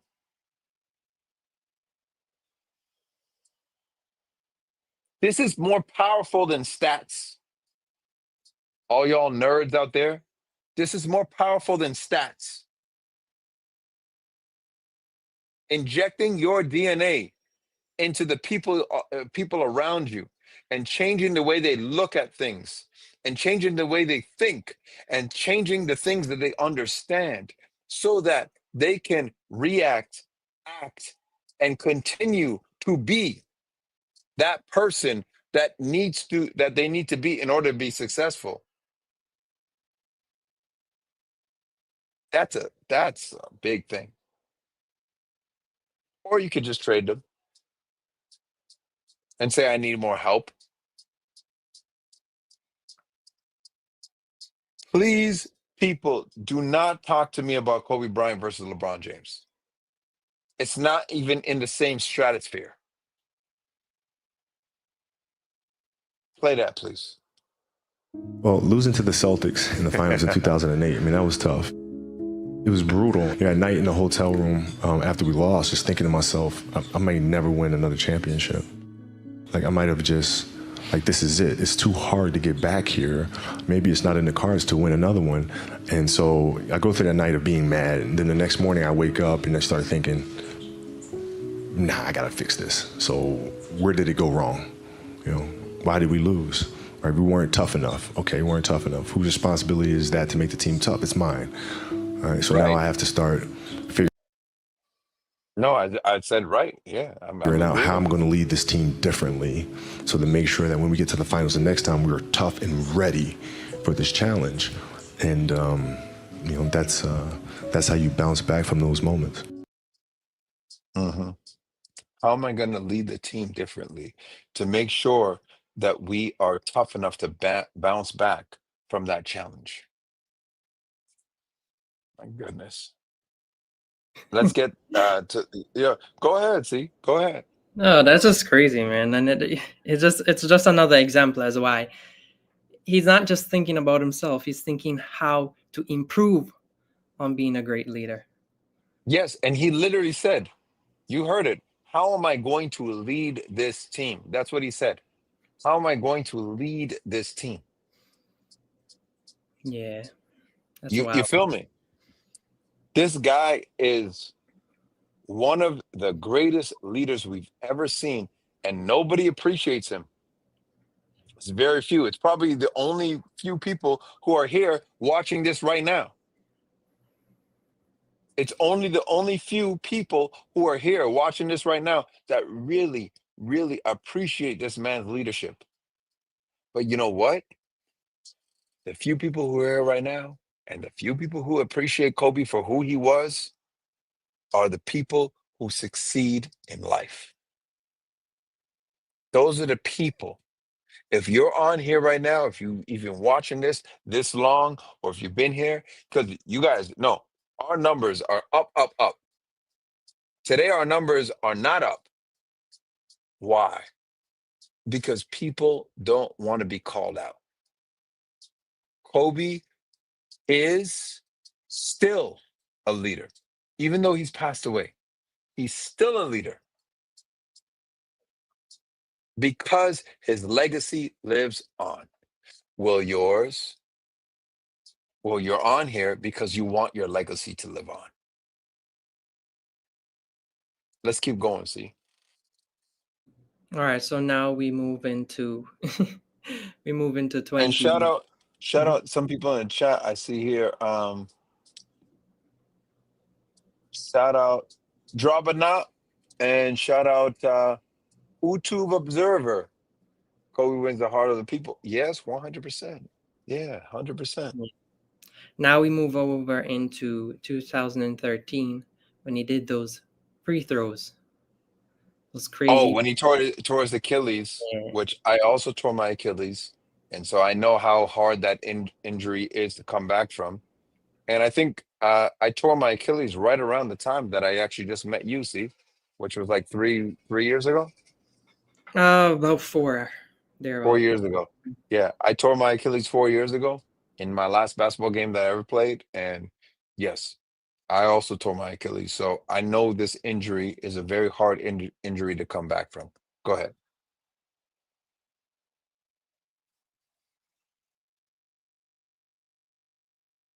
His Achilles tendon.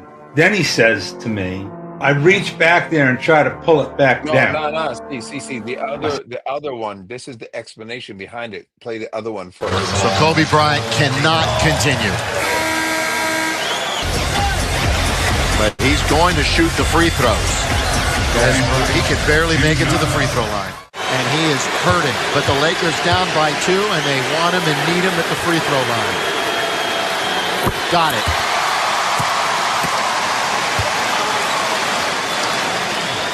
Now after this free throw, I'm going to be very curious to see how he responds, not backpedaling or whatever he has to do to get to the other end, if in fact he gets to the other end before a foul, maybe. Made him. Lakers might foul. They might foul to get him out of the game. That's They what have they're to. gonna do. Yeah. Kobe's coming out. Yeah, I mean, that's the Achilles. I shouldn't say that. That's I know what you mean. foot in.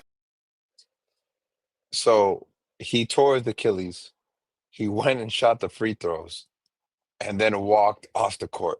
Now, I do want to let you guys know that I also shot the free throws after my Achilles injury, but at the same time, I wasn't on Kobe Bryant's level. But I shot the free throws too. Just let y'all know. You could look it up. If you go on my Instagram, you'll see there's a story thing there that says Achilles. You can see my whole entire Achilles journey from the day I tore my Achilles to going to the hospital to the recovery to everything. So I also shot the free throws.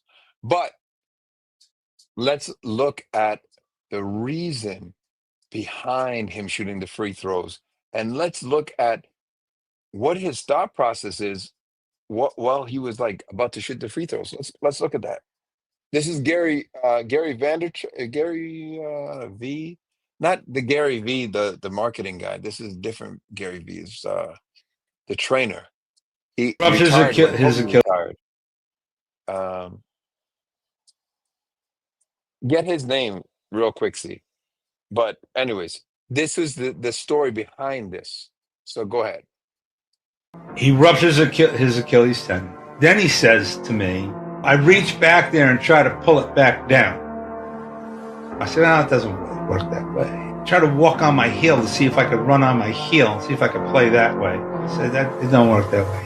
He goes, well, can we go in the back and maybe you can tape it up? I could finish the game. I said, it doesn't work that way either. I said, I'll let you shoot the free throws. I said, but it's up to you. I'm shooting them.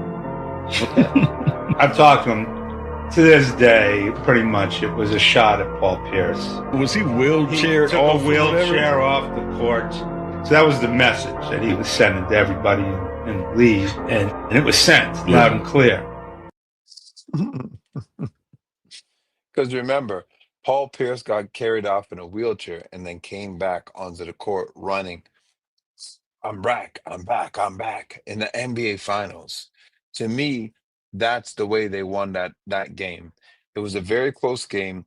Paul Pierce got taken out in a wheelchair, and the fans thought, "Oh wow, we just lost the entire series." Paul Pierce came back running after being taken out in a wheelchair. Came back running. The fans went crazy. To me, it was just a stunt because they know they knew they couldn't beat the Lakers otherwise. They had to use gimmicks. To me.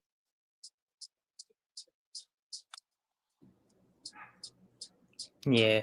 That video had sent me, Jay, the one with all like 6 of them and the Jimmy Kimmels. That's the one where Yes. So or here's Kobe now we're in sticking up 2015. for his team. No, not 2016. 15. This is 2010. 2010. Oh. Yes, this is 2010 when Kobe Bryant also, so we just mixed it up a little bit because we went all the way to 2013 when he tore his Achilles. I'm bringing you guys back to 2010. Cody never ever said that he was a basketball expert. So, okay.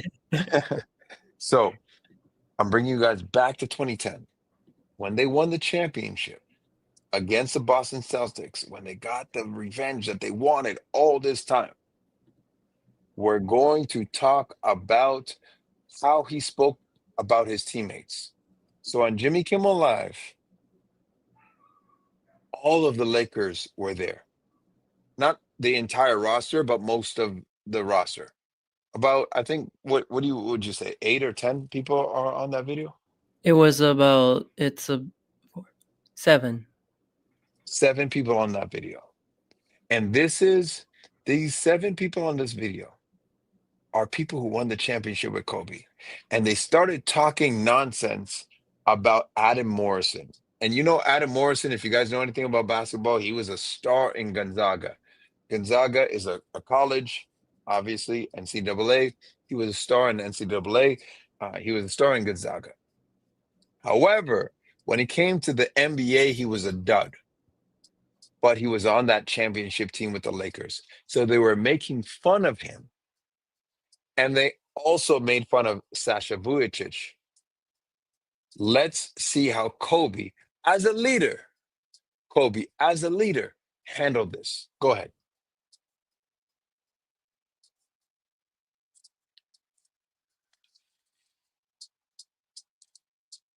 But well, we have a little video presentation I'd like you guys to look at, and we have tries to keep it alive. Stolen by Bryant. Bad pass. Puts up the three.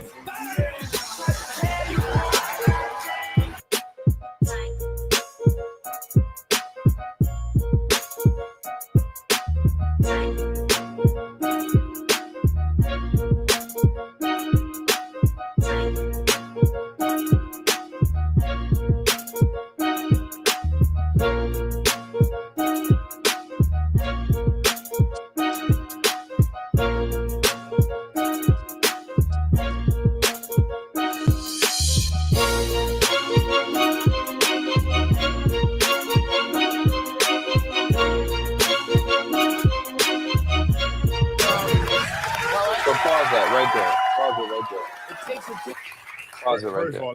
Pause it, please. Thank you. So here's the thing. Adam Morrison didn't play a game. He was 100% street clothes through the entire NBA Finals that year. Yes, they're right. He didn't play a game. They're making fun of him because he got a championship ring, even though he didn't play. But listen to how a true leader handles this situation. Listen to how a true leader handles this situation. Go ahead. Let me just say that was funny as hell. But secondly, let me just say that, that's a testament to our team, honestly, because Adam can really play. He can really, really go. And for him to take a step back and to do things like that really helped us get to that championship level. And that's the sort of thing people don't know from watching. Right. Now, Right. Sasha, this is my favorite move from last. Now, pause it. Now, obviously, we cut it a bit, but that's exactly what Kobe was saying. Kobe was saying, we're not going to laugh at him. Just the way that we didn't laugh at Kwame Brown when all the other ones were laughing at Kwame Brown and Javaris Crittenton. And he said, no, Kwame and Javaris, those are my guys. Those are my dudes. I'm going to ride for them. I have loyalty for them. And the same thing with Adam Morrison. He said Adam could really play. He took a step back and was a practice player for us. He still contributed to this. That's what leaders do. That's what leaders do. Where you have your boy that played for Cleveland and Miami and then Cleveland again and then LA and then God knows who else after that. Your boy sulks on the end of the bench because J.R. Smith made a mistake. You have Kobe Bryant being a true leader. Being a true leader. Saying, no, Andrew Bynum, Kwame Brown. I think I said Andrew Bynum earlier. Kwame Brown, he shows up on time for practices. He's actually doing the things he's supposed to do. And I'm not going to, jump on the bandwagon of saying, oh, yeah, it was the heist, Pau Gasol, this is that. He's my boy. I love him. He's great. And somebody who never played 1 minute, not 1 second in the NBA Finals, like Adam Morrison, Kobe says, no, that's the guy. He took a step back. He could really play. He took a step back to be a practice player for us. That's what leadership is. I'm just pointing it out. You guys can be the judge. I'm just pointing at what the differences are. So go ahead, play maybe 10 seconds before that. Yeah, just a second. Pull You it got back. it.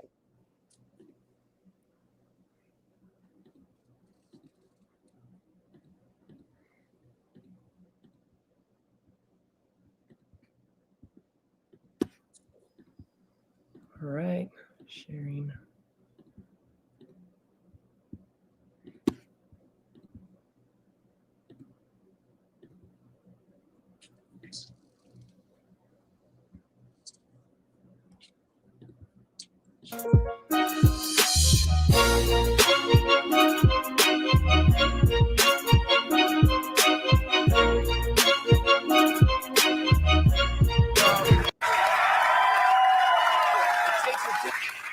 First of all, let me just say that was funny as hell.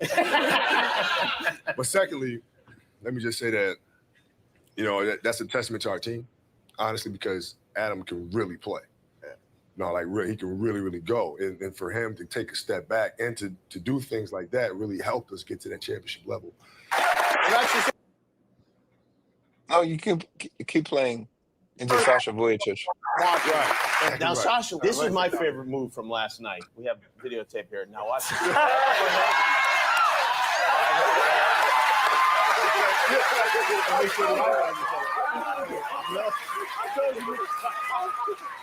Nobody, you should see him. You should see him in the mirror before games. Is that right? No, He's already hey, hold now. on. That's a routine. That's a routine Are before you the kidding? games. Him and Powell both in the mirror. Oh my God.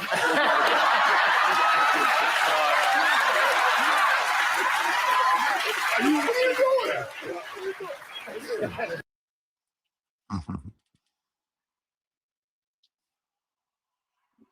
Now let's get to his last two speeches, and then we're gonna end this at the top of the hour. Yes, sir. Let's get to his last two speeches. Let's get First. first to the Mamba out speech. This is the speech at his last game. Let's get into this, and then we're gonna get into the speech that he had where he retired his jerseys. Man, guys, it's I can't believe how fast 20 years went by. I mean, this is crazy. This is absolutely crazy. And I can't believe how fast 3 to be hours standing went here by. in center court with you guys, my teammates behind me, and appreciating all this, the journey that we've been on. We've been through our ups and been through our downs. And I think the most important part is that we all stayed together throughout. I grew up a diehard Laker fan. Diehard. I mean, I knew everything about every player that's ever played here. So to be drafted and then traded to this organization and to spend 20 years here, I mean, you can't write something better than this. And I'm more proud of the fact that not about the championships, but about the down years, because we didn't run. We didn't run. We played through all that stuff, and we got our championships, and we did it the right way. Pause it. You know who that's a shot against.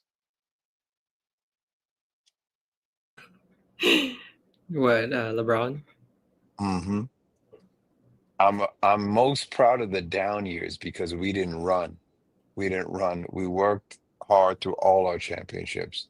We earned all our championships. Rewind that and you'll see. Because that's what LeBron did, Kevin Durant did. Listen. Championships, and we did it the right way. No, more than that. Yeah. Yeah, right there. But about the down years, because we didn't run. We didn't run. We played through all that stuff, and we got our championships, and we did it the right way. And all I can do here is just thank you guys. Thank you guys for all the years of support. Thank you guys for all the motivation. Thank you for all the inspiration. And, what's funny, the thing that had me cracking up all night long was the fact that I go through 20 years of everybody screaming to pass the ball. Then on the last night, they're like, don't pass it.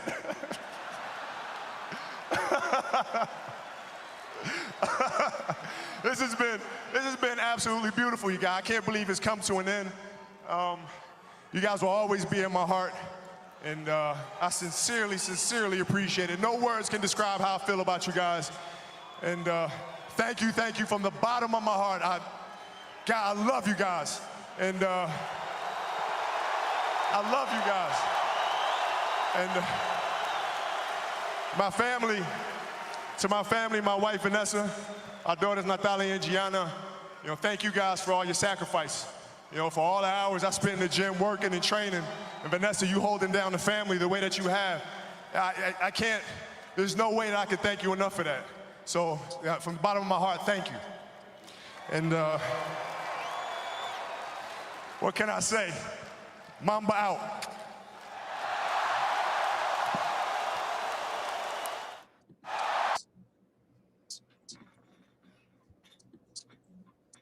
Can I say?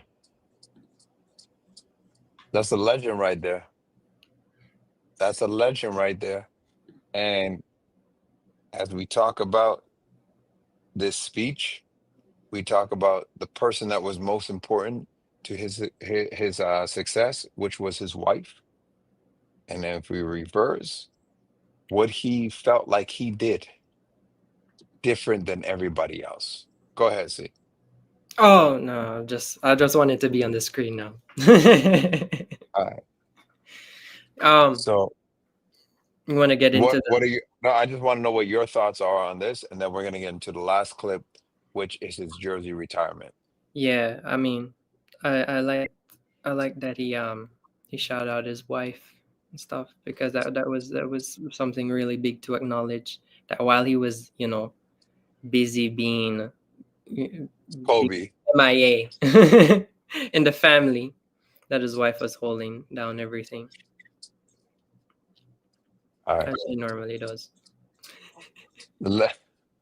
Let's jump into the jersey retirement. I don't want to go through the beginning because it's a really long video. Can we just go to the last 5 minutes? Because that's the part that actually really spoke to me. You said the last 5 minutes. Yes, sir. Okay.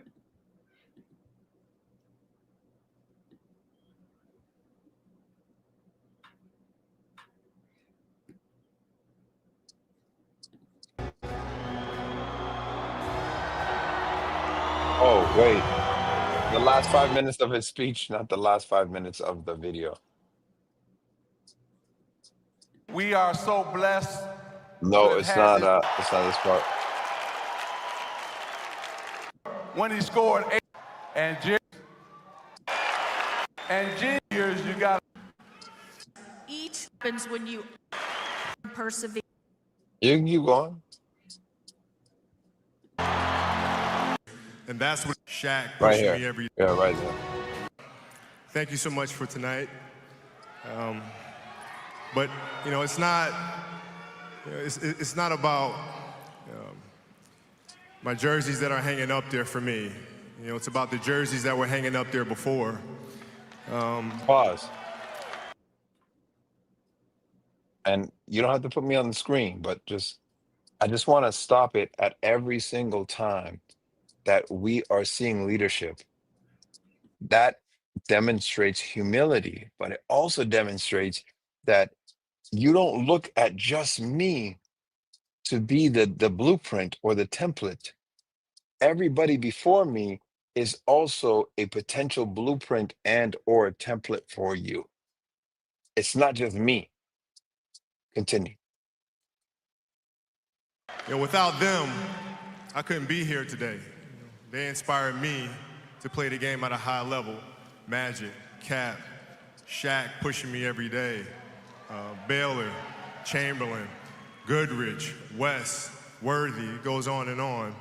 And secondly, it's about this class organization. And Jerry Buss, your father, believing in a skinny old kid from Lower Marion High School in Philadelphia. God bless Jerry West. He's not with us anymore And it's either. also about the next generation. It's about this current Laker roster that we have here.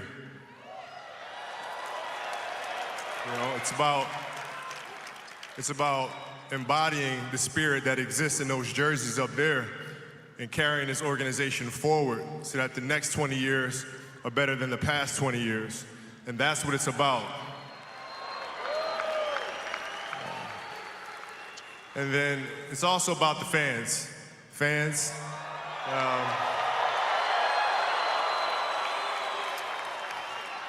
the media. I don't think you guys understand how present you guys were with me. You know, you guys were there with me at 5:30 in the morning when I was running the track and I was midway through my workout, and I didn't know if I could make it through. And I thought about the expectations you guys had for me and you had for our team, and it pushed me through. It got me through those 800s and 400s and 100s at 5:30 in the morning, so I thank you. And it's about family. It's about my wife, Vanessa. You know, you guys don't know this, but my last game that we had here against the Utah Jazz, I was really tired. I got home and I was like, you know what? I don't know if I can do this thing. I got one more game left, but I don't have any legs. And she said, I want to show you something. I got a gift for you for your last game.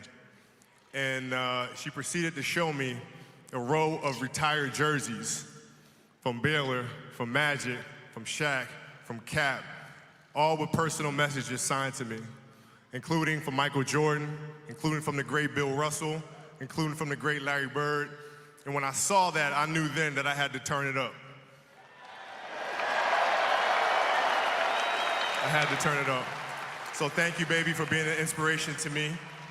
And lastly, our daughters, Natalia, Gianna, and Bianca.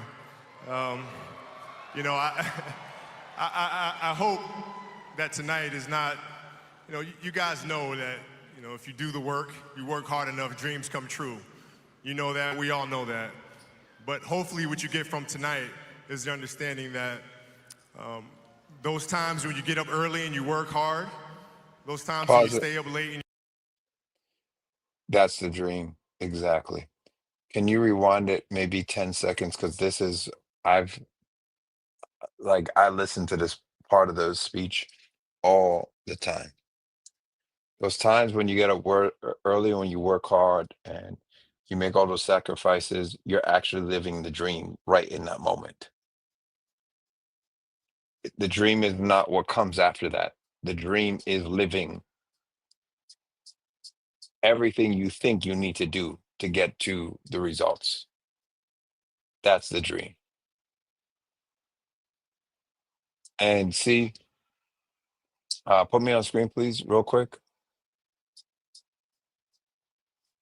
I just want to tell everybody here that is the dream. Tomorrow when I see you guys at 7:30 a.m. and then when I go and do all the other things I got to do, and tonight when I do the things I got to do, into getting ready for bed and getting ready for the rest of my week, and all that. That's the dream. That's the dream. The dream is doing all the things. The dream is not getting all of the things. And I'm not going to be on screen after this. I just want to let you guys know Kobe Bryant was an incredible inspiration to me. An incredible inspiration to me. You guys already know this. Well, you can't see my above, but you can see everything else. Kobe is here all over my walls. That's the dream. Doing the thing is the dream, not getting the thing. So see, play Kobe, then play the outro. Peace and love to everybody. God bless everybody. And let's get it this week. Peace.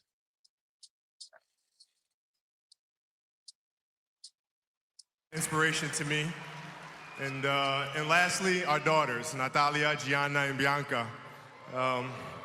You know, I hope that tonight is not, you know, you guys know that, you know, if you do the work, you work hard enough, dreams come true.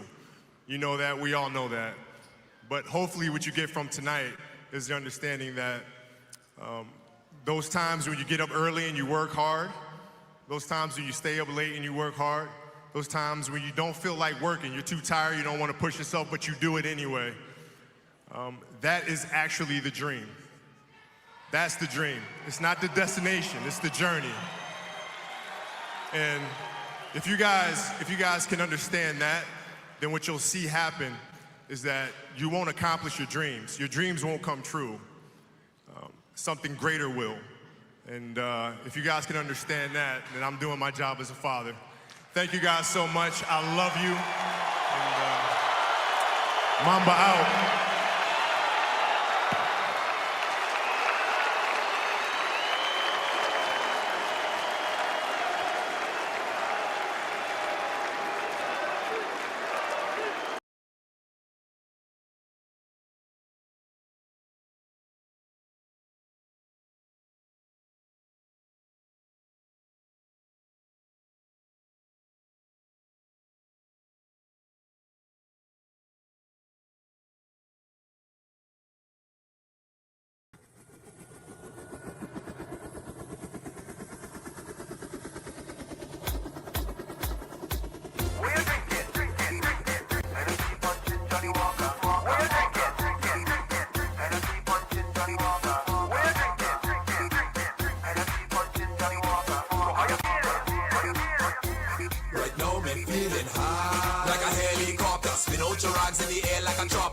Hennessy punching Johnny Walker. Somebody tell the police they just can't stop us. Like a helicopter, spin out your rags in the air like a chopper. Hennessy punching Johnny Walker. Somebody tell the police they just can't stop us. Oh, when me choppers them, oh, when me choppers them, oh, when me choppers them, oh, when me choppers them. Rags to me, flags to me, rags to me, flags to me, rags to me, flags to me. Yo, spin your rags in the air like a chopper. Wave your rags like a helicopter. Spin out your rags in the air like a chopper. Round and round like a helicopter. Spin your rags in the air like a chopper. Wave your rags like a helicopter. Spin your rags in the air like a chopper. Hi, choppers fly, helicopters. We drunk cause we drink like a fish in the water. So high is like the world spinning faster. Dripping with sweat but it don't really matter. The music making me ball out. We see ladies and we call out. Them girls and them whining all out. Look a fight in the back, them brawl out. What? Me no business about that. Girls on me mind, so me thinking about that. Woman in the place, so me hunting for that. Bumpers in me face, so me on the attack. Just give me Henny, yo, give me Stag. No racial thing, white oak, Johnny Black. Oh gosh, I got catch a jet lag. 1919 does have me feeling high. Like a helicopter, spin out your rags in the air like a chopper. Hennessy punching Johnny Walker. Somebody tell the police they just can't stop us.